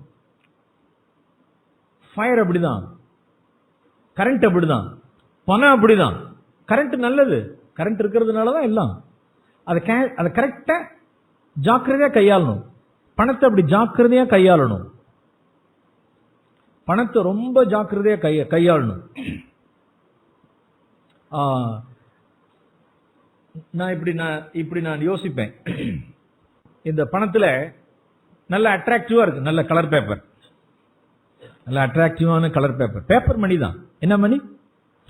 பேப்பர், சம் கலர், நல்ல beautiful colours, some printed paper, அவ்வளவுதான். திடீர்னு நாளைக்கு பார்த்து கவர்மெண்ட் என்ன கூட சொல்லுங்க பாப்போம். ஒரு ராத்திரி அடிச்சான்ல, 1500 அட்ரஸ் இல்லாம போயிடுச்சு. இது இன்னைக்கு இருக்கு பேப்பர், கலர் பேப்பர், அவ்வளவுதான். இது போயிடுச்சுன்னா கிறிஸ்டியன் இல்ல. இதுல நீங்க எல்லாம் மீன் பிடிச்சிருக்கீங்களா? மீன் பிடிக்கிற தூண்டில் பார்த்திருக்கீங்களா? இந்த ஹூக் போடுவாங்களே மீன். சின்ன வயசுல எல்லாம் குளத்துல, குளம், ஏரியில எல்லாம் என்ன செஞ்சிருக்கலாம், மீன் பிடிக்கலாம். மீன் பிடிக்கும் பொழுது கையில நம்ம தூண்டில் வச்சுக்கோம், அதுல ஒரு சின்ன ஒரு ஹூக் மாதிரி வச்சு, அதுல ஒரு புழு இருக்கா இல்லையா, ஒரு மண்புழுவை தூக்கி அதுல என்ன செஞ்சிடுறது, உள்ளார சொறி விட்டுற வேண்டியது. அப்படி உள்ளார அப்படி சொறி விட்டுட்டு சில மீன்லாம் வரும். ரொம்ப சில டெக்னிக்கலான மீன்லாம் இருக்கு. டெக்னிக்கலா எதை மட்டும் போதும் போதும் அப்படின்ற மனதுடைய சில மீன்லாம் இருக்கு. எவ்வளவு மட்டும் கத்திரிச்சுக்கும் சொல்லுவாவோ, எவ்வளவு அப்படி கத்திரிச்சுக்கும், அப்படி அப்படின்ட்டு விட்டுரும். பேராசை பிடிச்சது இல்ல. எதெல்லாம் மாட்டும் சொல்லுவாவோ, தூண்டில்ல மாட்டுறது எந்த மீன் மாட்டும்? பேராசை பிடிச்சது. இவ்வளவு நீளத்துக்கு அந்த முள் இருக்கு அப்படின்னா, இவ்வளவு நீளத்துக்கு அந்த முள் இருக்கு அப்படின்னா, வெளியில எவ்வளவு நீட்டிட்டு இருக்கும் அந்த புழு அப்படின்னா, இவ்வளவு நீளத்துக்கு நீட்டிட்டு இருக்கும், 1 இன்ச்சு வெளியில நீட்டிட்டு இருக்கும். இவ்வளவு தூரத்துக்கு ஹூக்குள்ள இருக்கும், முள்ளுக்குள்ள இருக்கும். சில பேராசை பிடிச்ச மீன்லாம் இருக்கு. அது என்ன பண்ணும் அப்படின்னா, ஃபுல்லா ஸ்வாகா பண்ணிடும். அப்படின்னு ஃபுல் ஸ்வாலோ முடிஞ்சிருச்சா, வெளியில போட்டுருவோம். நமக்கு எவ்வளவு வேணும் சொல்லுங்க, எதை மட்டும் கத்திரிச்சுக்கணும், எவ்வளவு அந்த நுனிய மட்டும், அவ்வளவுதான். இந்த பூமியில நாம் எவ்வளவு அளவுக்கு எடுக்கணும் அப்படின்னா, கத்திரிச்சுட்டு விட்டுறணும். போதும், எனக்கு தேவை இவ்வளவு வேணும், என் பசி ஆடுறதுக்கு எனக்கு இவ்வளவு இருந்தா போதும் அப்படின்னு சொல்லிட்டு இப்படி கத்திரிச்சுட்டா முடிஞ்சு. இல்ல எனக்கு முழுசா வேணும்னு சொல்லிட்டு உள்ளார வச்சு திணிக்கிறான் பாருங்க, அவ்வளோத்தையும் ஃபாலோ பண்ணணும்னு நினைக்கிறவன் தான் இன்னைக்கு ஏமாந்துடுறாங்க. சோ நாம் இதுக்குள்ள என்ன இருக்குன்னு சொல்லுவாப்போ, இதுக்குள்ள என்ன இருக்கு? சாத்தானுடைய கண்ணி, சாத்தானுடைய பைட், அவனுடைய தூண்டல் உள்ளார இருக்கு. நம்மளுடைய ஆத்மாவை ஊடுருவக்கூடியதானது இருக்குங்கிறத ஒரு மனுஷன் பார்த்துட்டான், ஆவிக்குரிய கண்களா இருந்தா அவன் கரெக்டா பார்த்துருவான். அதுக்காக வேதம் என்ன சொல்லுது 5ஆம் வசனத்துல, நீங்கள் என்ன ஆசை இல்லாதவர்களாய், பண ஆசை இல்லாதவர்களாய், உங்களுக்கு இருக்கிறவைகள் போதும் என்று எண்ணுங்கள், நான் உங்களை விட்டு விலகுவதும் இல்லை, நான் உன்னை கைவிடுவதும் இல்லை என்று அவர் என்ன செய்திருக்கிறார், சொல்லி இருக்கிறார். அருமையான ப்ராமிஸ். இதுல ஒரு ப்ராமிஸ் இருக்கா? இதுல உள்ள ப்ராமிஸ் சொல்லுங்க பாப்போம். என்ன ப்ராமிஸ் சொல்லுங்க பாப்போம். நான் உன்னை விட்டு என்ன செய்வதில்லை, உன்னை என்ன செய்வதில்லை. எவ்வளோ கேலண்டர்ஸ்ல இந்த வசனம், எவ்வளோ கோயில் வாசல்ல உள்ளதான காம்பவுண்ட்ஸ்ல இந்த வசனம், எவ்வளோ கார்ஸ்ல இந்த வசனம், ஒரு வீடுகள்ல வசனம், எல்லா இடங்கள்லயும் நான் மேக்சிமம் நான் பார்த்திருக்கிறது பேக்ல உள்ளதான லாஸ்ட் பார்ட் தான் பார்த்திருக்கேனே ஒழிய ஃப்ரண்ட் பார்ட் என்ன செஞ்சது இல்ல, ஒட்டுறது இல்ல. அடுத்த ஆசனா இருக்கு பார்த்திருக்கீங்களா? நான் பாட்டு வேற, நான் உன்னை விட்டு பாருங்க, பாட்டு கூட எப்படிதான் இருக்கு. நான் உன்னை விட்டு விலகுவதும் இல்லை, உன்னை கைவிடுவதில்லை, நான் உன்னோடு இருக்கிறேன், நான் உனக்கு சகாயர், போக்குவரத்துங்கிறப்ப ஒரு மனுஷனுக்கு அப்படியே அப்படியே எக்ஸைட்டிங்கிறான். உன்னை விட்டு ஆண்டவர் விலக மாட்டார். Yes, correct. யாருக்கு அந்த வாக்கு தத்தம்? ரோட்ல போற வர்றவனுக்கு எல்லாம் கிடையாது. யாருக்கு மட்டுமே? நீ பண ஆசை இல்லாதவனாய் நீ நடந்து உனக்கு இருக்கிறது போதும்னு நினை. உனக்கு ஆண்டவர் வாக்கு நான் பண்றேன் அப்படிங்கிற, நான் உன்னை கைவிட மாட்டேன், நான் உனக்கு சகாயம் பண்ணுவேன், உன்னை விட்டு நான் விலக மாட்டேன், நீ எதுக்கும் பயப்பட வேண்டாம். யார் உனக்கு என்ன செய்ய முடியும்? எந்த மனுஷன் உனக்கு, எந்த ஜாதி ஜனம் உனக்கு எதிராக எழும்பி நிக்க முடியும்? சத்ரு உனக்கு எதிர்த்து நிக்க முடியுமா? முடியவே முடியாது. நான் உன்னோட கூட அக்கினி மதிலா இருந்து நான் உன்னையும் உன் மனைவி பிள்ளைகளுக்கும் குடும்பத்துக்கு நான் கேடகமா இருப்பேன். நீ மாத்திரம் பண ஆசை இல்லாதவனா நீ நடந்துக்க, நான் உனக்கு நான் பாதுகாப்பேன் அப்படிங்கறதான் பிராமிஸ். 9ஆம் வசனம். இது 5ஆம் வசனம். இதே வாக்கு தத்தத்தை நான் உங்களுக்கு பழைய ஏற்பாட்டில இருந்து காண்பிக்கிறேன். இதுக்கு ஈக்குவலா இருக்கக்கூடிய இந்த 5வது வசனத்துக்கு இருக்கக்கூடிய சமமான இதே பிராமிஸ நியூ டெஸ்டமெண்ட்ல இருக்கிறத பழைய ஏற்பாட்டில் ஆண்டவர் ஒரு மனுஷன் காண்பிச்சார். ஆதியாகமம் புஸ்தகம் 15ஆம் அதிகாரம். ஆதியாகமம் புஸ்தகம் 15ஆம் அதிகாரம் 1ஆம் வசனம் வாசிங்க. எல்லாரும் எடுத்துக்கிட்டோம். ஆதியாகமம் புஸ்தகம் 15ஆம் அதிகாரம் 1ஆம் வசனம். இந்த காரியங்கள் நடந்த பின்பு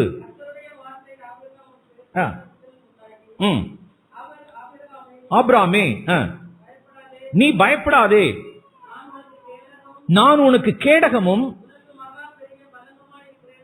ஓகே, நான் உனக்கு ரெண்டு பிராமிஸ் சொன்னார். ஒரு பிராமிஸ் என்ன அப்படின்னா, நான் உனக்கு என்னவா இருக்கேன். ஆதியாகமம் புஸ்தகம் 15ஆம் அதிகாரம் 1ஆம் வசனம். இந்த காலையில இந்த வேர்ஸ் தான் நாம் தியானிக்க இருக்கிறோம். இதான் நம்மளுடைய இந்த செஷனுடைய கீ வேர்ஸ்.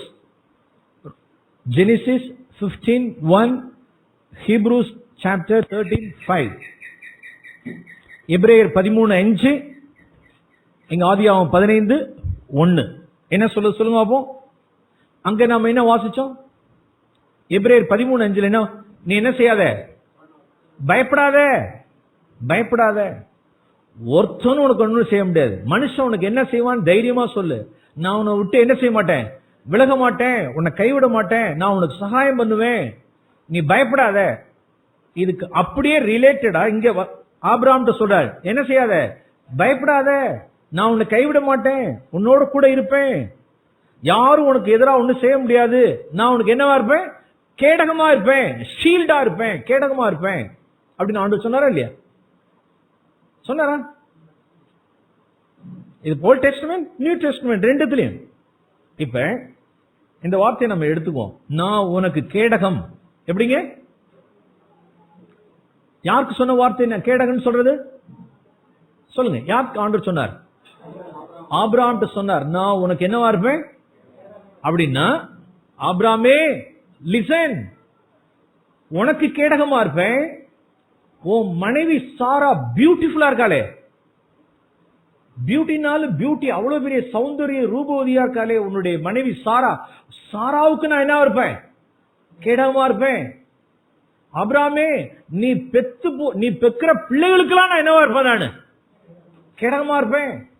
உன் மனைவிக்கு கேடகமா இருப்பேன். நீ வச்சிருக்கிற பொம்பளை பிள்ளைகளுக்கு, சில பேர் லட்டா வச்சிருக்காங்க பொம்பளை பிள்ளைகளை. எப்படி லட்டா வச்சிருக்காங்க, அழகழகா வச்சிருக்காங்க. நீ அழகழகா வச்சிருக்கிய பொம்பளை பிள்ளைங்க, அதுக்கெல்லாம் நான் கேடகமா இருப்பேன். இன்னும் சில பேர் பொண்ணை மாத்திரம் தான் வச்சிருக்கிறேன். சில பேர் பையனை வச்சுக்கிட்டு வயிற்றுல நெருப்பு கட்டிட்டு இருக்காங்க. ஏன் அப்படின்னா இன்னைக்கு இருக்கிற உலகம் வந்து பொம்பளை பிள்ளைங்க பையன்களை கிட்னாப் பண்ணிட்டு போறாங்க. யார் யாரு? பையன்க கிட்னாப் பண்றதெல்லாம் கிடையாது. யாரு? இன்னைக்கு இருக்கிற காலகட்டத்தில் பொம்பளை பிள்ளைங்க பையன்களை கிட்னாப் பண்றாங்க. என்னடா இப்படி மடத்தனமா இருக்க, வாடா என் பின்னால உட்கார்றா, நான் ஓட்டிட்டு போறேன், நான் உன்னை கிட்னாப் பண்ணிட்டு போறேன்னு சொல்ற அளவுக்கு இன்னைக்கு பிள்ளைகள் இருக்காங்க. இன்னைக்கு பொம்பளை பிள்ளைகள் அப்படி இருக்காங்க. அப்ப நான் ஒண்ணு எனக்கு ஒண்ணு பொம்பளை பிள்ளை இல்ல, பையன்களை வச்சிருக்கிறது. அப்ப நான் 4 பையனை வச்சிருக்கேன். நான் பொம்பளை பிள்ளைகளை வச்சு பராமரிக்கிற அதே நெருப்பை கட்டிட்டு தான் நான் வச்சுக்கிட்டு இருக்கேன். ஏன் அப்படின்னா இன்னைக்கு இருக்கிற காலம் அந்த அளவுக்கு இருக்கு இன்னைக்கு பிள்ளைகள். என்னுடைய பையன் ஒரு முறை, நான் கிராமத்தில் இருக்கிறேன், திருச்சியில என் பையன் காலேஜ் முடிச்சுட்டு வீட்டுல சிஸ்டர் அதெல்லாம் கொஞ்சம் விவரமா இருப்பாங்க. போறதுக்கு 10 ரூபா டிக்கெட் கொடுப்பாங்க, வர்றதுக்கு டிக்கெட் 10 ரூபா கொடுப்பாங்க. ஏதாவது பச்சி வடை இல்ல டீ குடிக்கிறதுக்குன்னா எக்ஸ்ட்ரா அந்தண்ட ஒரு 10 ரூபா 20 ரூபா, அவ்வளவுதான். இதுக்கு மேல கையில என்ன செய்யறது இல்ல, காசு கொடுக்கறது இல்ல.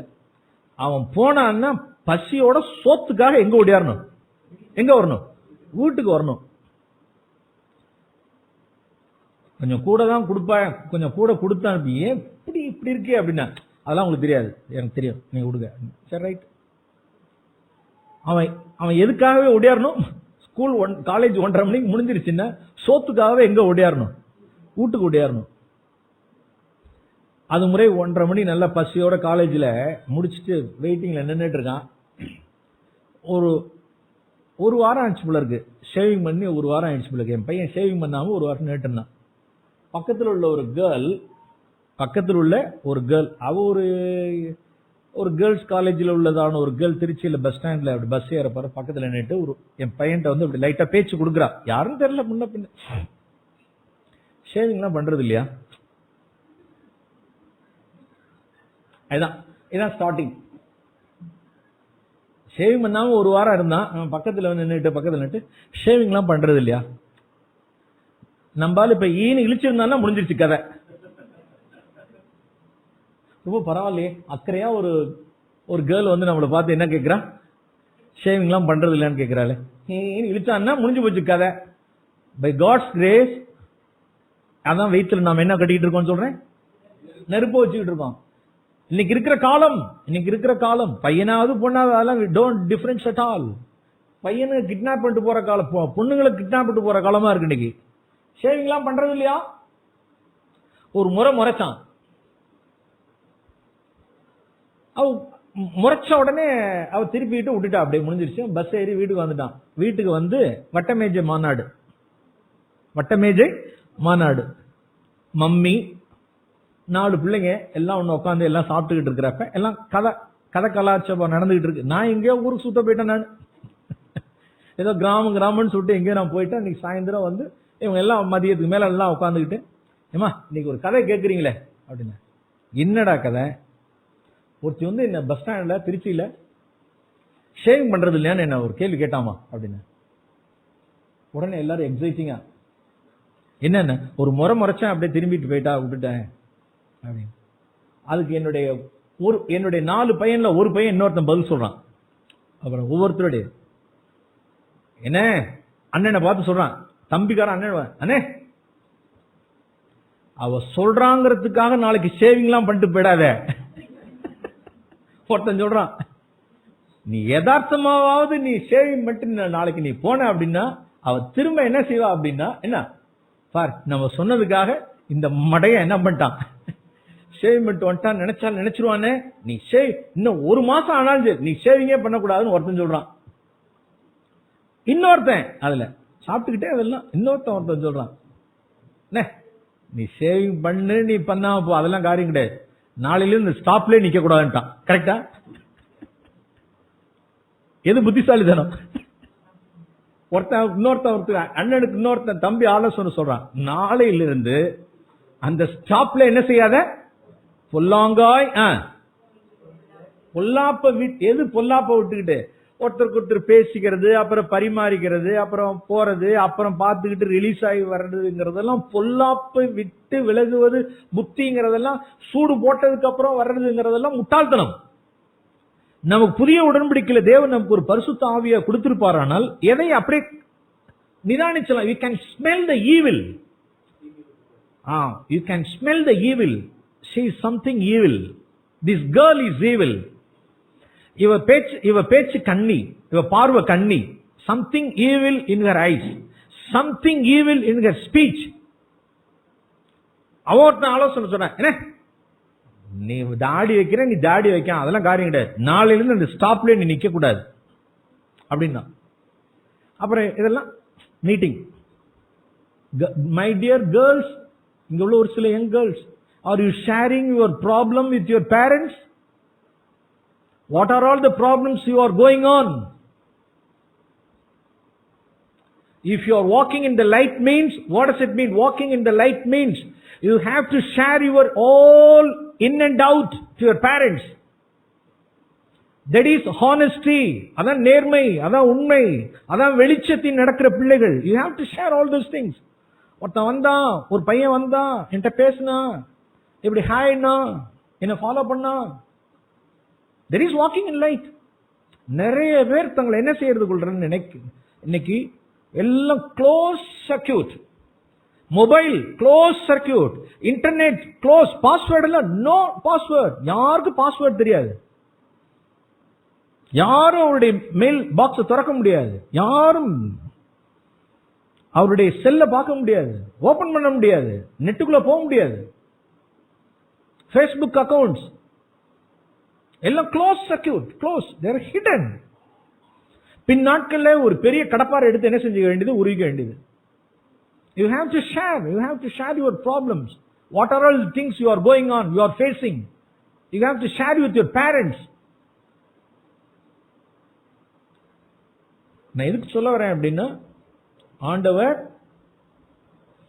நாம் வச்சிருக்கிற ஆணுக்கோ, நாம் வச்சிருக்கிற பொண்ணுக்கோ, நாம் வச்சிருக்கிற பிள்ளைகளுக்கு தேவன் இன்னைக்கு உலகத்தார் விடுங்க, ஈவன் கிறிஸ்டியன்ஸுடையவே எல்லாம் அப்படியே திகிலடைஞ்சு பயந்து இருக்கிறாங்க. என் பிள்ளை தவறிடுவாளோ, என் பையன் தவறிடுவானோ, என் பிள்ளை தவறிடுவானோ, மோசம் போயிடுவானோ, ட்ராக் மாறிடுவானோ, ஒரு அவிசுவாசி பின்னால போயிடுவானோ, அவிசுவாசியான பையன் காலம் போயிடுவானோ. ஐயோ ஆண்டவரே ஆண்டவரே ஆண்டவரே, அப்பா அப்பா அப்பா அப்படின்னு நிறைய பேர் அப்படியே பயந்து கரைஞ்சிருக்கிறாங்க. உலகமே இன்னைக்கு கரைஞ்சிருக்கிறது, திகில் அடைஞ்சிருக்கு. அதன் மத்தியில தேவன் என்ன சொல்றார் அப்படின்னா, ஆபிரகாமே பயப்படாத, உனக்கும் பயப்படாத, உன் மனைவிக்கும் பயப்படாத, உன் பிள்ளை குட்டிகளுக்கு என்ன செய்யாத, பயப்படாத. ஐயோ தூரத்தில் இருக்கிறானே, பயப்படாத. இன்னைக்கு சில பேருக்குலாம் பயம். ஐயோ ஹாஸ்டல்ல இருக்கிறானே, அந்த பொண்ணு ஹாஸ்டல்ல இருக்காளே, அவன் வேலை ஸ்தலத்தில் இருக்கிறானே, அவன் அடுத்த மாநிலத்தில் இருக்கிறானே, அவன் அடுத்த கண்ட்ரியில இருக்கிறானே, அவன் எப்படி அவனுடைய ஆட்டிடியூட் இருக்கும், அவன் எப்படி கிறிஸ்துக்குள்ள பிரியமா நடக்கிறானா நடக்கலையா, யாரோட ஃப்ரெண்ட்ஷிப் வச்சிருக்கான், யாரோட மூவ் பண்றான், என்ன பேச்சு பேசுறான். ஆண்டவரே என் பிள்ளைகளுக்கு நீங்க கேடகமா இருங்க, காத்துக்கொள்ளுங்க, கைவிட்டுறாதீங்க, அக்கினி மதிலா இருந்து என் பிள்ளைகளை பார்த்துக்கொள்ளுங்க, கேடகமா இருங்க அப்படிங்கிற ரைட் பிரேயர். அந்த வாக்குத்தத்தம் யாருக்கு மட்டுமே? பண ஆசை இல்லாதவனுக்கு தான். நான் உனக்கு கேடகமா இருப்பேன், உண்மையா இருப்பேன், பயப்படாத அப்ராம், நீ பயப்படாத.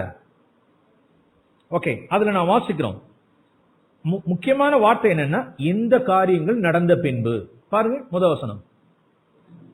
சும்மா எல்லாம் அந்த பிராமிஸ் அவர் தூக்கி கொடுக்கல. ஓ அப்ராம் பயப்படாத, நான் இன்னையில சொல்றேன், நான் உன்னை கைவிட மாட்டேன், நான் உனக்கு சகாயரா இருப்பேன், உனக்கு நான் கேடகமா இருப்பேங்கிறதான அருமையான இந்த வாக்குத்தத்தத்தை ஆபிரகாமுக்கு எடுத்த உடனே தூக்கி கொடுத்தல. இந்த காரியங்கள் என்ன செய்த பிறகு நடந்த பின்பு அப்படின்னா எத்தனை காரியங்கள்னா, ஆண்டவர் அவனுக்கு 2 டெஸ்ட் வச்சார். முதல்ல ஆதியாகமம் 13ஆம் அதிகாரத்துல ஒரு டெஸ்ட் 100 மார்க் வாங்கினார். ஆதியாகமம் புஸ்தகம் 14ஆம் அதிகாரத்துல ஆபிரகாமுக்கு இன்னொரு டெஸ்ட் வச்சார், அதுலயும் அவனுக்கு 100 மார்க். விளங்கிட்டீங்களா?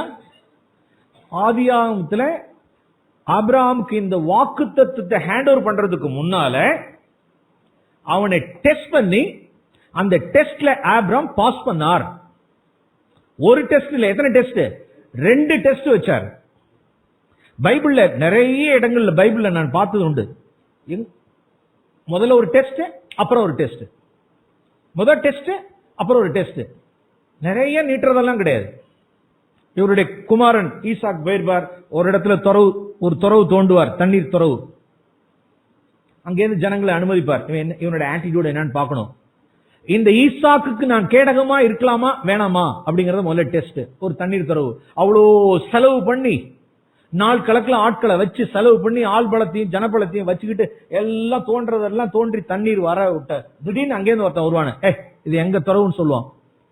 டெஸ்ட். அது யாருக்கு டெஸ்ட்? ஈசாக்கு டெஸ்ட். விட்டுட்டார், போ எடுத்துட்டு போங்கட்டார். Okay, 100 mark. அடுத்தது இன்னொரு தண்ணீர் துறவு.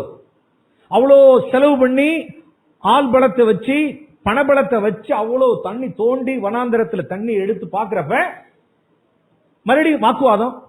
எடுத்துட்டு போ, விட்டுரு. 1 2. தேவன் அதுக்கு மேல திராணிக்கு மேல் தேவன் நம்மள என்ன செய்யறது இல்ல, சோதிக்கிறது இல்ல. தேவன் திராணிக்கு மேல் சோதிக்க மாட்டார். முடிச்ச உடனே தேவன் அவனோடு கூட அன்னைக்கு ராத்திரியே கர்த்தர் அவனுக்கு அபிரகாமுக்கு ஈசாக்கு என்ன பண்ணார்? தரிசனமானார். அன்று ராத்திரியில் தேவன் அவனுக்கு தரிசனமானார், அவனுக்கு வாக்கு கொடுத்தார். ஈசாக்குடைய சம்பவம். அப்ப எப்பதான் தேவன் ஒருத்தனுக்கு அப்பியர் ஆகி அவனுக்கு ஒரு வாக்குத்தத்தை கொடுக்கிறார், அவனை ஹோல்ட் பண்ணுவேன், நான் தாங்குவேன், நீ பயப்பட மாட்டேன் அப்படின்னு சொல்றது எப்ப அப்படின்னா, அவன் அதுக்கு முன்னால தேவன் என்ன செஞ்சு பார்க்கணும்? அவனை சோதிச்சு பார்க்கணும், அவனை டெஸ்ட் பண்ணி பார்க்கணும். நாம் இங்க வருவோம். ஆதியாகமம் புஸ்தகம் 13ஆம் அதிகாரம். நமக்கு நான் இதை டீடைல் சொல்ல விரும்பல.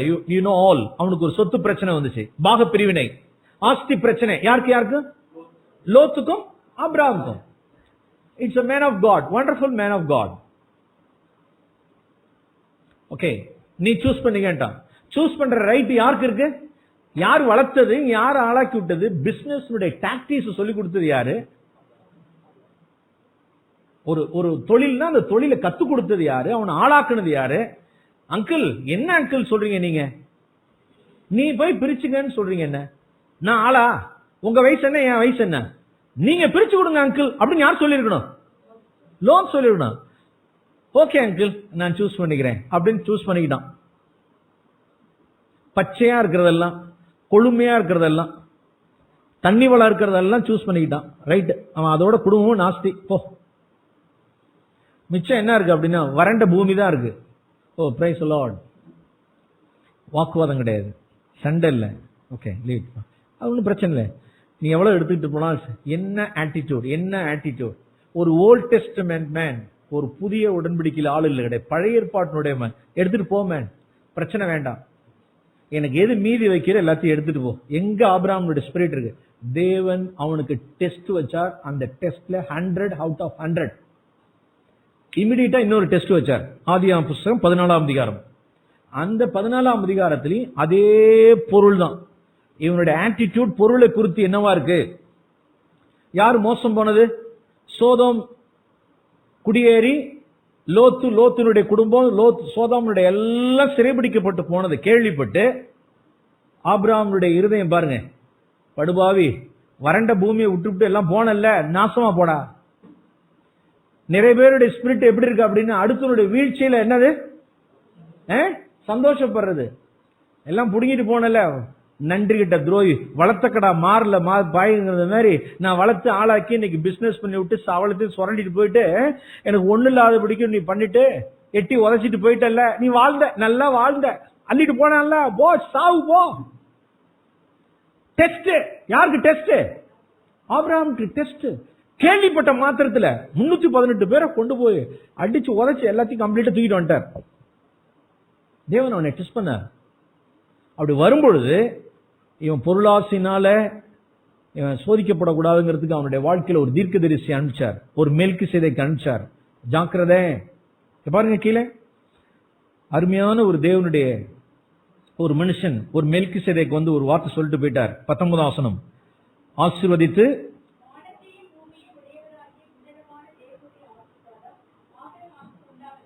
போதும். ஒரு காரியம். இன்னொன்னு, பெருமை அடைஞ்சிராத. உன் சத்துருக்களை உன் கையில கொடுத்தது யாரு? காட், நீ இல்ல. உன்னோட 318 பேர் நான் கையினால நான் சாதிச்சேன்னு நினைக்காத. தேவன் தான் உன் கையில ஒப்பு கொடுத்தார். ரெண்டாவது, ஜாக்கிரதை. எவ்வளவு ஞானமா சொல்லிட்டாரு பாருங்க. தேவனுடைய ஆசீர்வாதம் அபிரகாமுக்கு உண்டாகட்டும் அப்படின்ட்டு அவன் புரிஞ்சுக்கிட்டான பாருங்க. புரிஞ்சுக்கிட்டானா? he understood the thing behind those words. அந்த மெல்கிசேதேக் சொன்னதுக்கு உள்ளார உள்ள அர்த்தத்தை விளங்கிட்டான் பாருங்க.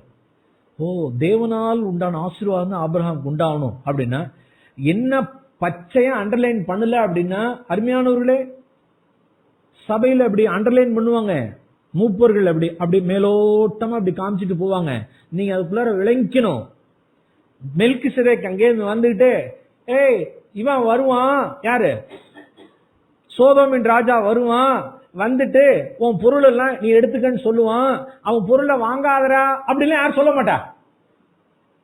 மெல்கிசேதேக் அப்படிலாம் சொல்ல மாட்டாங்க. தேவனால் ஒரு ஆசீர்வாதம் உண்டாகட்டும் அப்படின்ட்டு தான் போயிட்டார். இவன் உள் வாங்கிக்கிட்டான். அதனுடைய அர்த்தம் என்னங்கிற புரிஞ்சுக்கிட்டான். பொருளாசை இல்லாத மனுஷனுக்கு அண்டர்லைன் பண்ணாலே போதும்.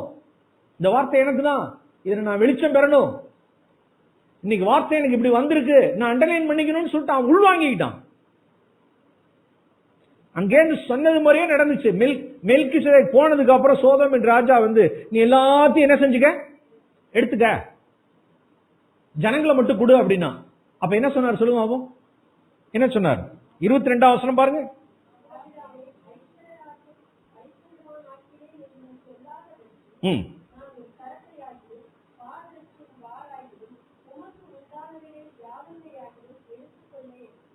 வானத்தையும் பூமியும் உடையவராகி உன்னதமாகி தேவனுடைய கர்த்தருக்கு நேராக என் கையை உயர்த்துகிறேன். என் கையை யார்ட்ட உயர்த்துவனே ஒழிய, யார்ட்ட? தேவன்ட்ட கையை உயர்த்துவனே ஒழிய ஒன்ட்ட நான் உயர்த்த மாட்டேன், கையேந்த மாட்டேன். நீ நிறைய பேர் கையேந்திடுறாங்க. ஜாதி ஜனத்திட்ட போய் கையேந்துறாங்க நிறைய பேர். பழைய ஏற்பாட்டு மனுஷன் ஒரு டிக்னிட்டி இருக்கு பாருங்க. அவனுக்கு ஒரு டிக்னிட்டி, ஒரு ஸ்பிரிச்சுவல் டிக்னிட்டி இருக்கு பாருங்க. என்ன டிக்னிட்டி? யார் கொடுத்து ஆளாக்கணும்னு சொல்லிட்டு, யார் கொடுத்து ஆளாக்கணே பாத்தீங்களா? 22ஆம் வசனம் இதுக்கு முன்னால பார்த்தது இல்லையா? பாருங்க.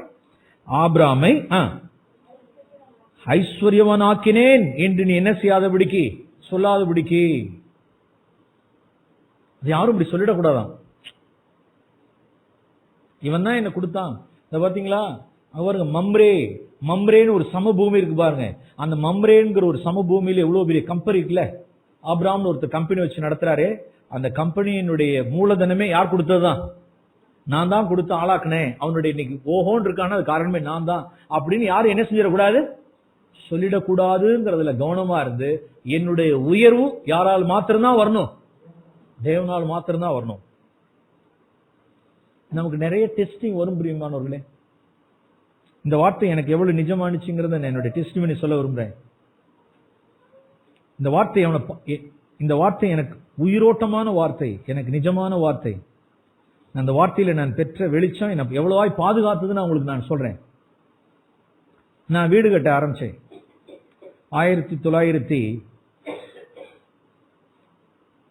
1998 இருந்து வீடு கட்ட ஆரம்பிச்சேன். 98, 99, 2000 சொல்லிட்டு பார்ட்டா கட்டுறேன். எனக்கு இந்த ஹவுசிங் லோன் அது இது போக்குவரத்தெல்லாம் எனக்கு அதில், எனக்கு யாராவது ஹவுசிங் லோன் போடலாமான்னு சொன்னாங்கன்னா, யாராவது என்ன கேட்டாங்கன்னு வச்சுங்களேன், உனக்கு போடுறதுக்கு விருப்பம் இருந்துச்சுன்னா என்ன செய், பாவமா பாவம் இல்லையான்னு என்ன கேட்காத, பாவமா பாவம் இல்லையான்னு கேட்காது. உனக்கு கட்டுறதுக்கு, உனக்கு இஎம்ஐ போட்டு கரெக்டா கட்டுறதுக்கு உனக்கு எது இருந்துச்சுன்னா போறதா நீ போ. ஆனா என்னுடைய கன்விக்ஷன் என்ன கிடையாது. என்னது என்னுடைய கன்விக்ஷன்? இந்த லோனுக்குன்னெல்லாம் எடுத்துக்கிட்டு கட்டிக்கிட்டு மாசம் கட்டிக்கிட்டு இதெல்லாம் உனக்கு முடிஞ்சா நீ கட்டுமேன். என்னுடைய கன்விக்ஷன் அப்படி கிடையாது. கொஞ்சம் கொஞ்சமா பணம் சேர பேஸ் லெவல் அப்படி விட்டுற வேண்டியது, அப்புறம் மேல தூக்க வேண்டியது விட்டுற வேண்டியது, அப்புறம் ரூஃப் காங்கிரீட் போட வேண்டியது விட்டுற வேண்டியது, அப்புறம் பிளாஸ்டரிங் விட்டுற வேண்டியது, அப்புறம் வுடன் திங்ஸ் ஒயரிங் விட்டுற வேண்டியது. பார்ட்டா நான் செஞ்சுக்கிட்டு வந்தேன். That is my conviction. அகலக்கால் வைக்கக்கூடாது, அகலக்கால் வைக்கக்கூடாது, கடன்படக்கூடாது. That's my. என்னைக்கு சிஎஃப்சிக்குள்ள கால் எடுத்து வச்சனும், 30 வருஷத்துக்கு முன்னால சிஎஃப்சில என்னைக்கு ட்ரூத்தை கேட்டனோ, என்னுடைய ஏழிய என்னுடைய குடும்ப வாழ்க்கை ஆரம்பிச்ச அந்த முதல் வருஷத்திலேயே இந்த சத்தியத்தை நான் கேட்டேன். கடன்படக்கூடாது. தேவன் என்னை பாதுகாத்தார். சபையில வைத்து மூத்த சகோதரர்களை கொண்டு என்னை பாதுகாத்தார். கடன்படக்கூடாது. ஓகே, கடன்படக்கூடாதுன்னு சத்தியத்தை கேட்டதுனால பேங்க் லோனா இந்த லோனா பொறுமையா கட்டுவோம், கொஞ்சம் கொஞ்சமா பெண்ணா இப்ப கட்டுவோம். அப்படி நான் கட்டிட்டு இருக்கும் பொழுது என்னுடைய ஸ்தல சபையில் உள்ளவர்கள் என் மேல இறக்கப்பட்டு, பாவம் பிரதர் வீடு கட்டுறார், மடம் கட்டி முடிச்சா இங்க பேர் போடுறாரு, அப்புறம் ஒரு 6 மாசம் போடுறாரு, அப்புறம் ஒரு 6 மாசம் போடுறாரு, இப்படி பணம் கட்டிட்டு இப்படி கட்டி எந்த காலத்தில் கட்டி முடிக்க போறாரு அப்படின்னு இறக்கப்பட்டு ஒரு 3 பேர், ஒரு டாக்டர் ஃபேமிலி, ஒரு ஹெட் மாஸ்டர் ஃபேமிலி, இன்னொருத்தருடைய ஃபேமிலி, எல்லாம் பிக் ஷாட்ஸ். சில மெனி தௌசண்ட்ஸ் கொண்டு வந்து வீட்டிலே கொண்டு வந்து நீங்க என்ன செய்யுங்க அப்படின்னா கட்டடத்தை முடிங்க. 1 2 3 3 பேருமே. இவங்க வந்தது அவங்களுக்கு தெரியாது, அவங்க வந்தது அவங்களுக்கு தெரியாது, அவங்க வந்தது அவங்களுக்கு தெரியாது. நல்ல வேளைக்கு இந்த வார்த்தை எனக்கு ஆண்டவர் இவங்க எல்லாம் வர்றதுக்கு முன்னாலே எனக்கு வார்த்தை என்ன இருந்துச்சு?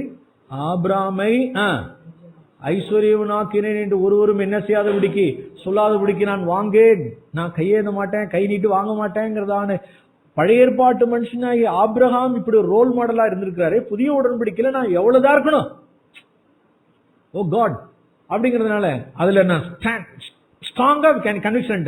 சாரி பிரதர் அப்படி ஒரு ஃபேமிலி, இன்னொரு ஃபேமிலி நோ, இன்னொரு family no no no no, please please please, thank you for your large heartedness, wide heartedness, thank you, I love you.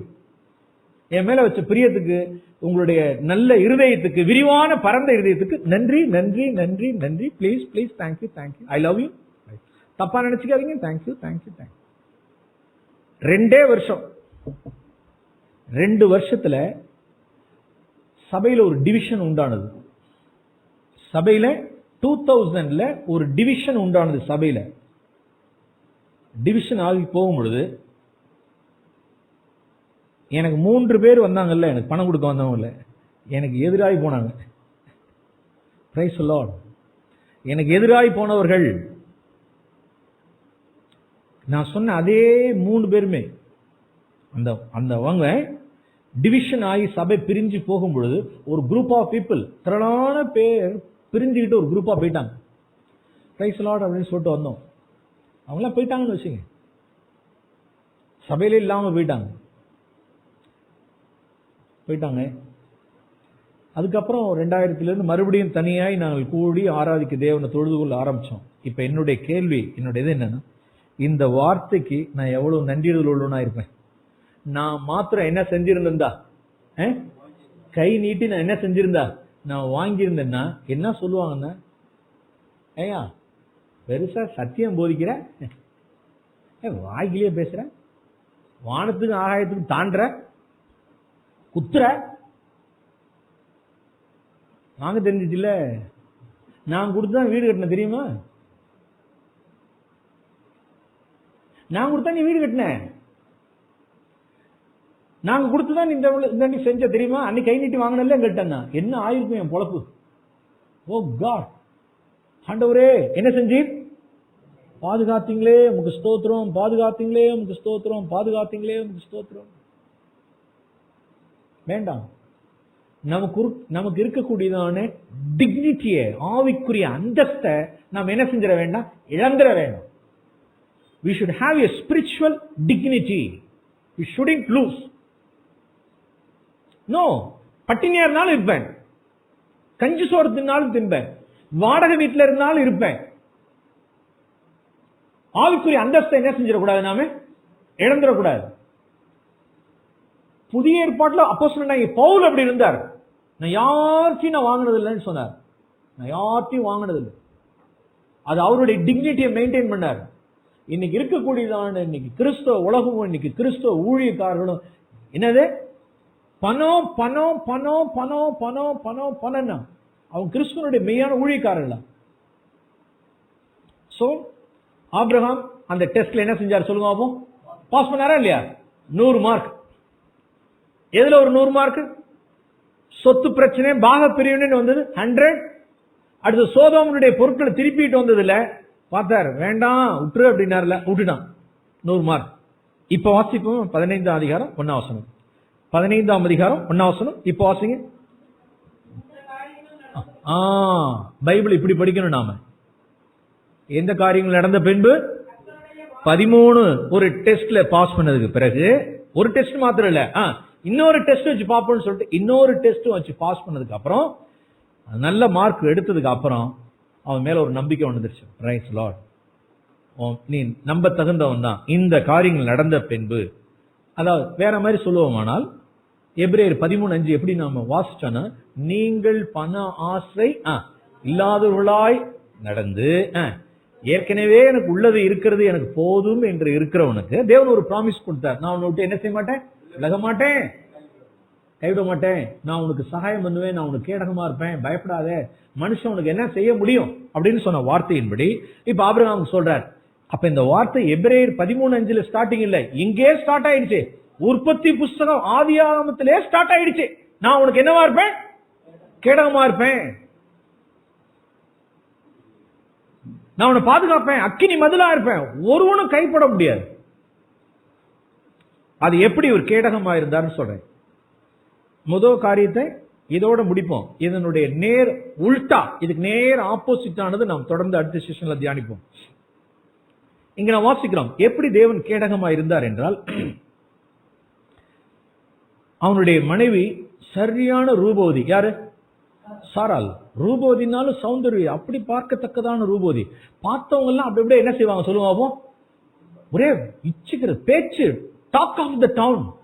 இந்த ஆபிரகாமும் சாராளும் இப்படியே நாகர்கோயில்ல நடந்து போனாங்கன்னு வச்சுங்க, பக்கத்தில் உள்ளதான திருவாங்கூர் ராஜா பார்த்து என்ன செய்வார் சொல்லுங்க பாப்போம். நாகர்கோயில்ல ஆபிரகாம் சாரான்னு ஒருத்தவங்க போயிட்டு இருக்காங்களாம்.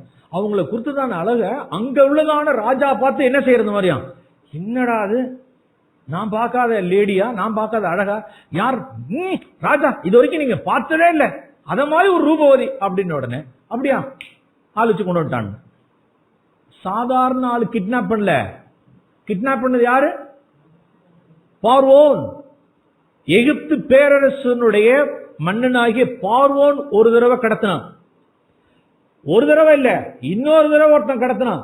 பெலிஸ்தீயர்களின் ராஜாவாகிய அபிமெலேக் கடத்தினான். யார? சாரால.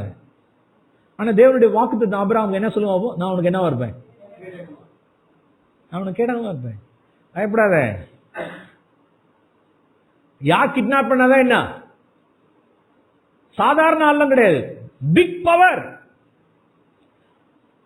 எகிப்து பவர் பார்வோன் கடத்தி கொண்டு போய் அரண்மனையில் வச்சுட்டான். இன்னொரு முறை அபிமெலேக் கடத்தி கொண்டு போய் அரண்மனையில் வச்சுட்டான். இப்ப சொல்லுங்க, பின்னால நான் வாசிக்கிறோம், அவளை நீ தொடாதபடிக்கு நான் அவனை என்ன செஞ்சேன், நான் தடுத்தேன்னு சொன்னாரா? நீ அவளை என்ன செய்யக்கூடாது, தொடக்கூடாதபடிக்கு நான் உன்னை தடுத்தேன். அது எப்படி தடுத்திருப்பார் என்றால், நான் இப்படி யூகிக்கிறேன், கவனிங்க.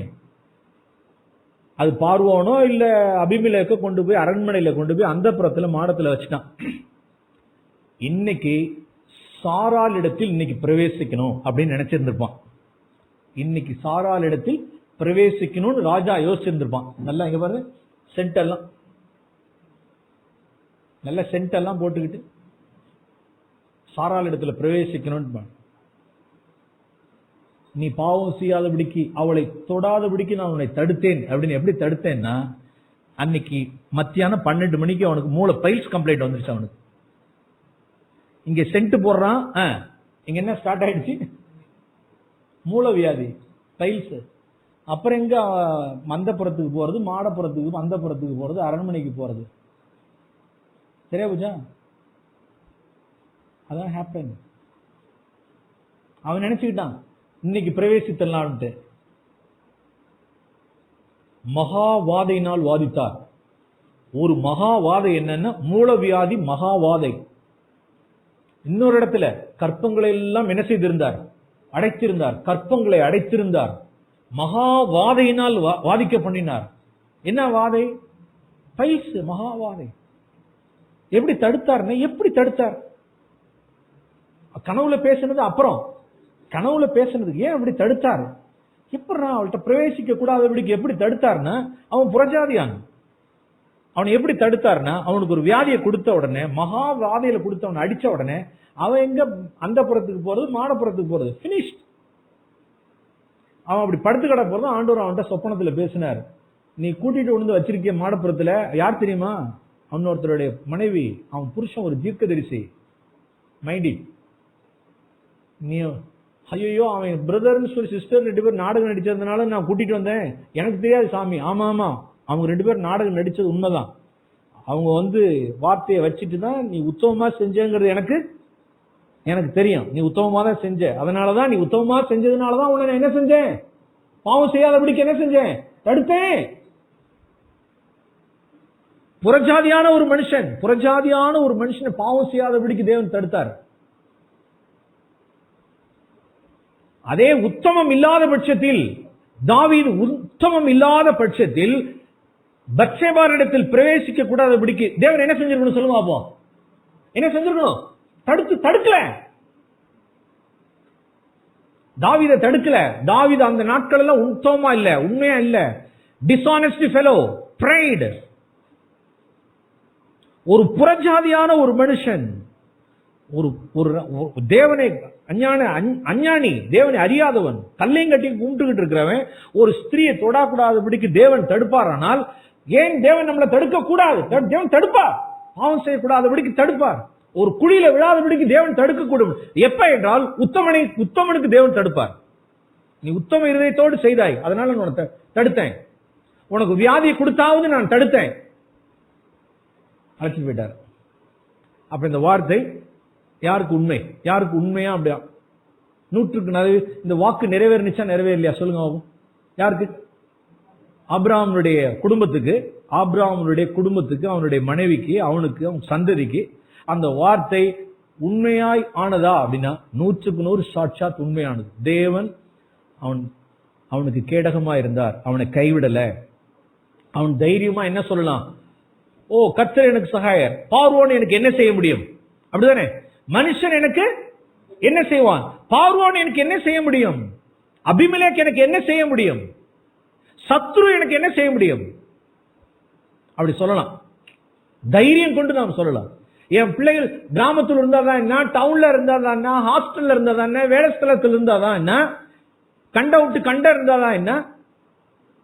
எப்ப இந்த ப்ராமிஸ் நமக்கு செல்லுபடி ஆகும் என்றால், தாய் தகப்பனாகிய நாம் எதுக்கு பின்னால போயிடக்கூடாது? பணத்துக்கு பின்னால போயிடக்கூடாது, பொருளாசை பின்பற்றி போயிடக்கூடாது. பணாசை இல்லாதவனுக்கு மாத்திரமே இந்த வாக்குத்தத்தம். இந்த முதல் செஷனை இன்னொரு வார்த்தை சொல்லி நான் முடிக்கிறேன். 1 தீமோத்தேயு 6ஆம் அதிகாரம், 1 தீமோத்தேயின் புஸ்தகம் 1 தீமோத்தேயு 6ஆம் அதிகாரம் 6ஆம் வசனத்திலிருந்து இப்படி நான் வாசிக்கிறோம். போதும் என்கிற மனதுடனே கூடிய தேவ பக்தி மிகுந்த ஆதாயம்.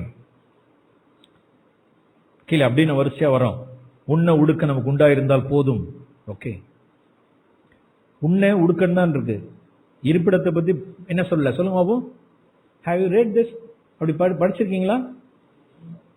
ஆண்டவர் வேத வசனம் என்ன சொல்லுங்க பாபு? பவுல் சொன்னது உன்ன உடுக்க அத்தியாவசியமானதுதான். இருப்பிடம் பக்கம் 290.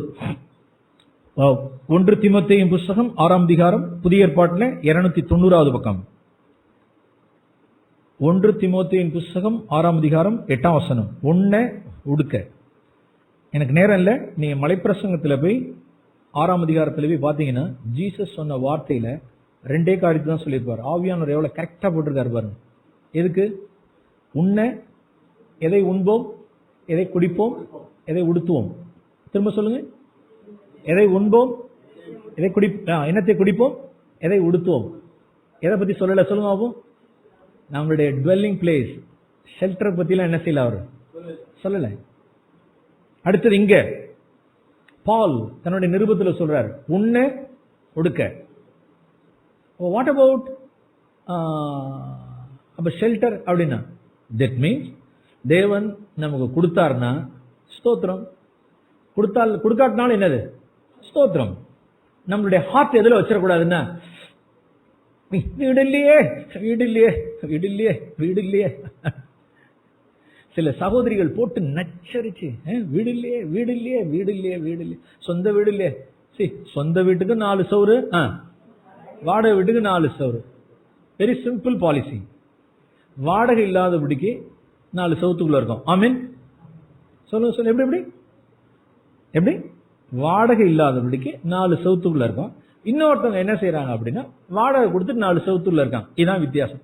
சொந்த வீட்டுக்கும் வாடகை வீட்டுக்கும் என்ன வித்தியாசம்? 2 marks question. Write a short note on சொந்த வீடு வாடகை வீடு. Write a brief notes on அப்படின்னா ஓகே. வாடகை இல்ல சொல்றது புரியுது. வாடகை இல்லாதபடிக்கு 4 சவுத்துல இருக்கும், அவ்வளவு. வாடகையோட 4 சவுத்துக்குள்ள இருக்கும், அவ்வளவு. Very simple. சிலர் பெரிய வாழ்க்கையினுடைய பெரிய லக்கு என்ன அப்படின்னா என்ன? வீடு. இத்தனை வருஷம் இருந்து சம்பாதிச்சு, இத்தனை வருஷம் இருந்துச்சு குந்தரத்துக்கு. நான் ஒரு ஃபேமிலி அறிவேன். ஒரு வீடு வாடகை வீட்டில் இருந்தாங்க. பிரச்சனை, டாய்லெட் பிரச்சனை, பக்கத்தில் உள்ள பிரச்சனை, ஹவுஸ் ஓனர் பிரச்சனை. அங்கேருந்து அடுத்த வீடு மாறினாங்க, பிரச்சனை.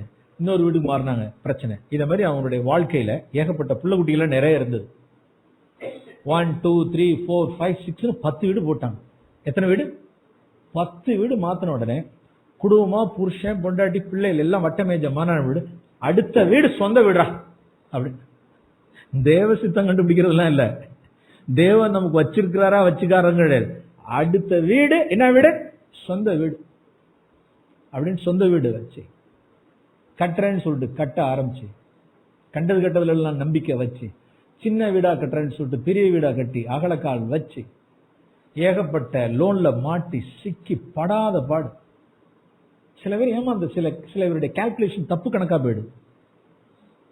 சிலருடைய கால்குலேஷன்ஸ் எல்லாம் தப்பு கணக்கு எல்லாம் எதிர்காலத்தை குறித்து நம்பிக்கை. ஓகே, நாம் பின்னால பார்த்துக்குவோம். பாருங்க, நமக்கு இருந்தால் கர்த்தருக்கு என்னது ஸ்தோத்திரம், இல்லாவிட்டாலும் கர்த்தருக்கு ஸ்தோத்திரம். நமக்கு எது காரியம் கிடையாது. தேவன் நமக்கு என்ன கொடுத்திருக்கிறார் பாருங்க. எது போதுமா? உண்ண உடுக்க நமக்கு உண்டாயிருந்தால் அது என்னன்னு இருப்போம், போதும் என்று இருக்க கடவோம். ஓகே, 9வது வசனம். ஐஸ்வர்யவான்களாக விரும்புகிறவர்கள் இருக்கா? ஐஸ்வர்யவான்களாக விரும்புகிறவர்கள், அதாவது பணக்காரனாக விரும்புறவன் அப்படிங்கிறது கீழே ஒரு 9 தீமை சொல்லப்பட்டிருக்கும். எத்தனை தீமை? 9 தீமை. உனக்கு இருக்கிறது போதும் நினைச்சுக்க.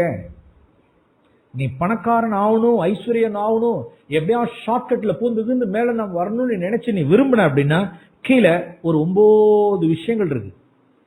பண ஆசைதான் என்னது அப்படின்னா ரூட், வேர். எதெல்லாம் ஃப்ரூட் அப்படின்னா சோதனை ஒரு ஃப்ரூட், கண்ணி ஒரு ஃப்ரூட், கேடு ஒரு ஃப்ரூட், அழிவு ஒரு ஃப்ரூட், மதிகேடு ஒரு ஃப்ரூட், சேதம் பலவிதமான இச்சை ஒரு ஃப்ரூட், விசுவாசத்தை விட்டு வழுவுதல் ஒரு ஃப்ரூட், அநேக வேதனைகளால் தங்களை உருவ குத்திக் கொள்றது, இதெல்லாம் ஃப்ரூட்ஸ். இதெல்லாம் எது ரூட்? பண ஆசை, அது வேர், மற்றதெல்லாம் கனி.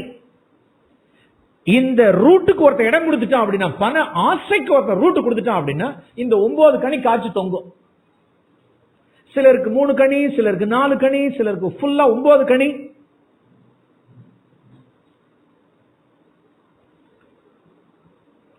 பைபிள்ல 17 வசனம் 17, இவ்வுலகத்திலே ஐஸ்வர்யம் உள்ளவர்கள் 2 குரூப்பா இருக்கா? ஒரு குரூப் என்ன? 9வது வசனத்துல ஐஸ்வர்யவனாக என்ன செய்யறது? விரும்புறது.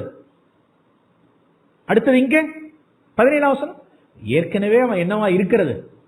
ஐஸ்வர்யவனா இருக்கிறது.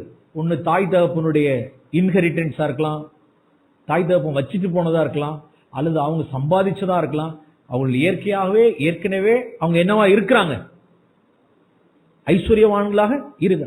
அவனுக்கு என்ன செய்யணும், ஐஸ்வர்யவான இல்லாம அதுக்காக விரும்புறவனுக்கு என்ன அப்படிங்கறத பால் எவ்வளவு பேலன்ஸ்டா ஒரு அதிகாரத்துக்குள்ள இந்த கேட்டகரி பீப்புளுக்கும் இந்த கேட்டகரி பீப்புளுக்கும் எழுதி வச்சிருக்கிறார். அதனுடைய தீமை நாம் எடுத்து நாம் தொடர்ந்து இந்த 9ஆம் வசனத்தை தொடர்ந்து நாம் சில விஷயங்களை நாம் தியானிப்போம். ஒரு நிமிஷம் கண்களை மூடுவோம்.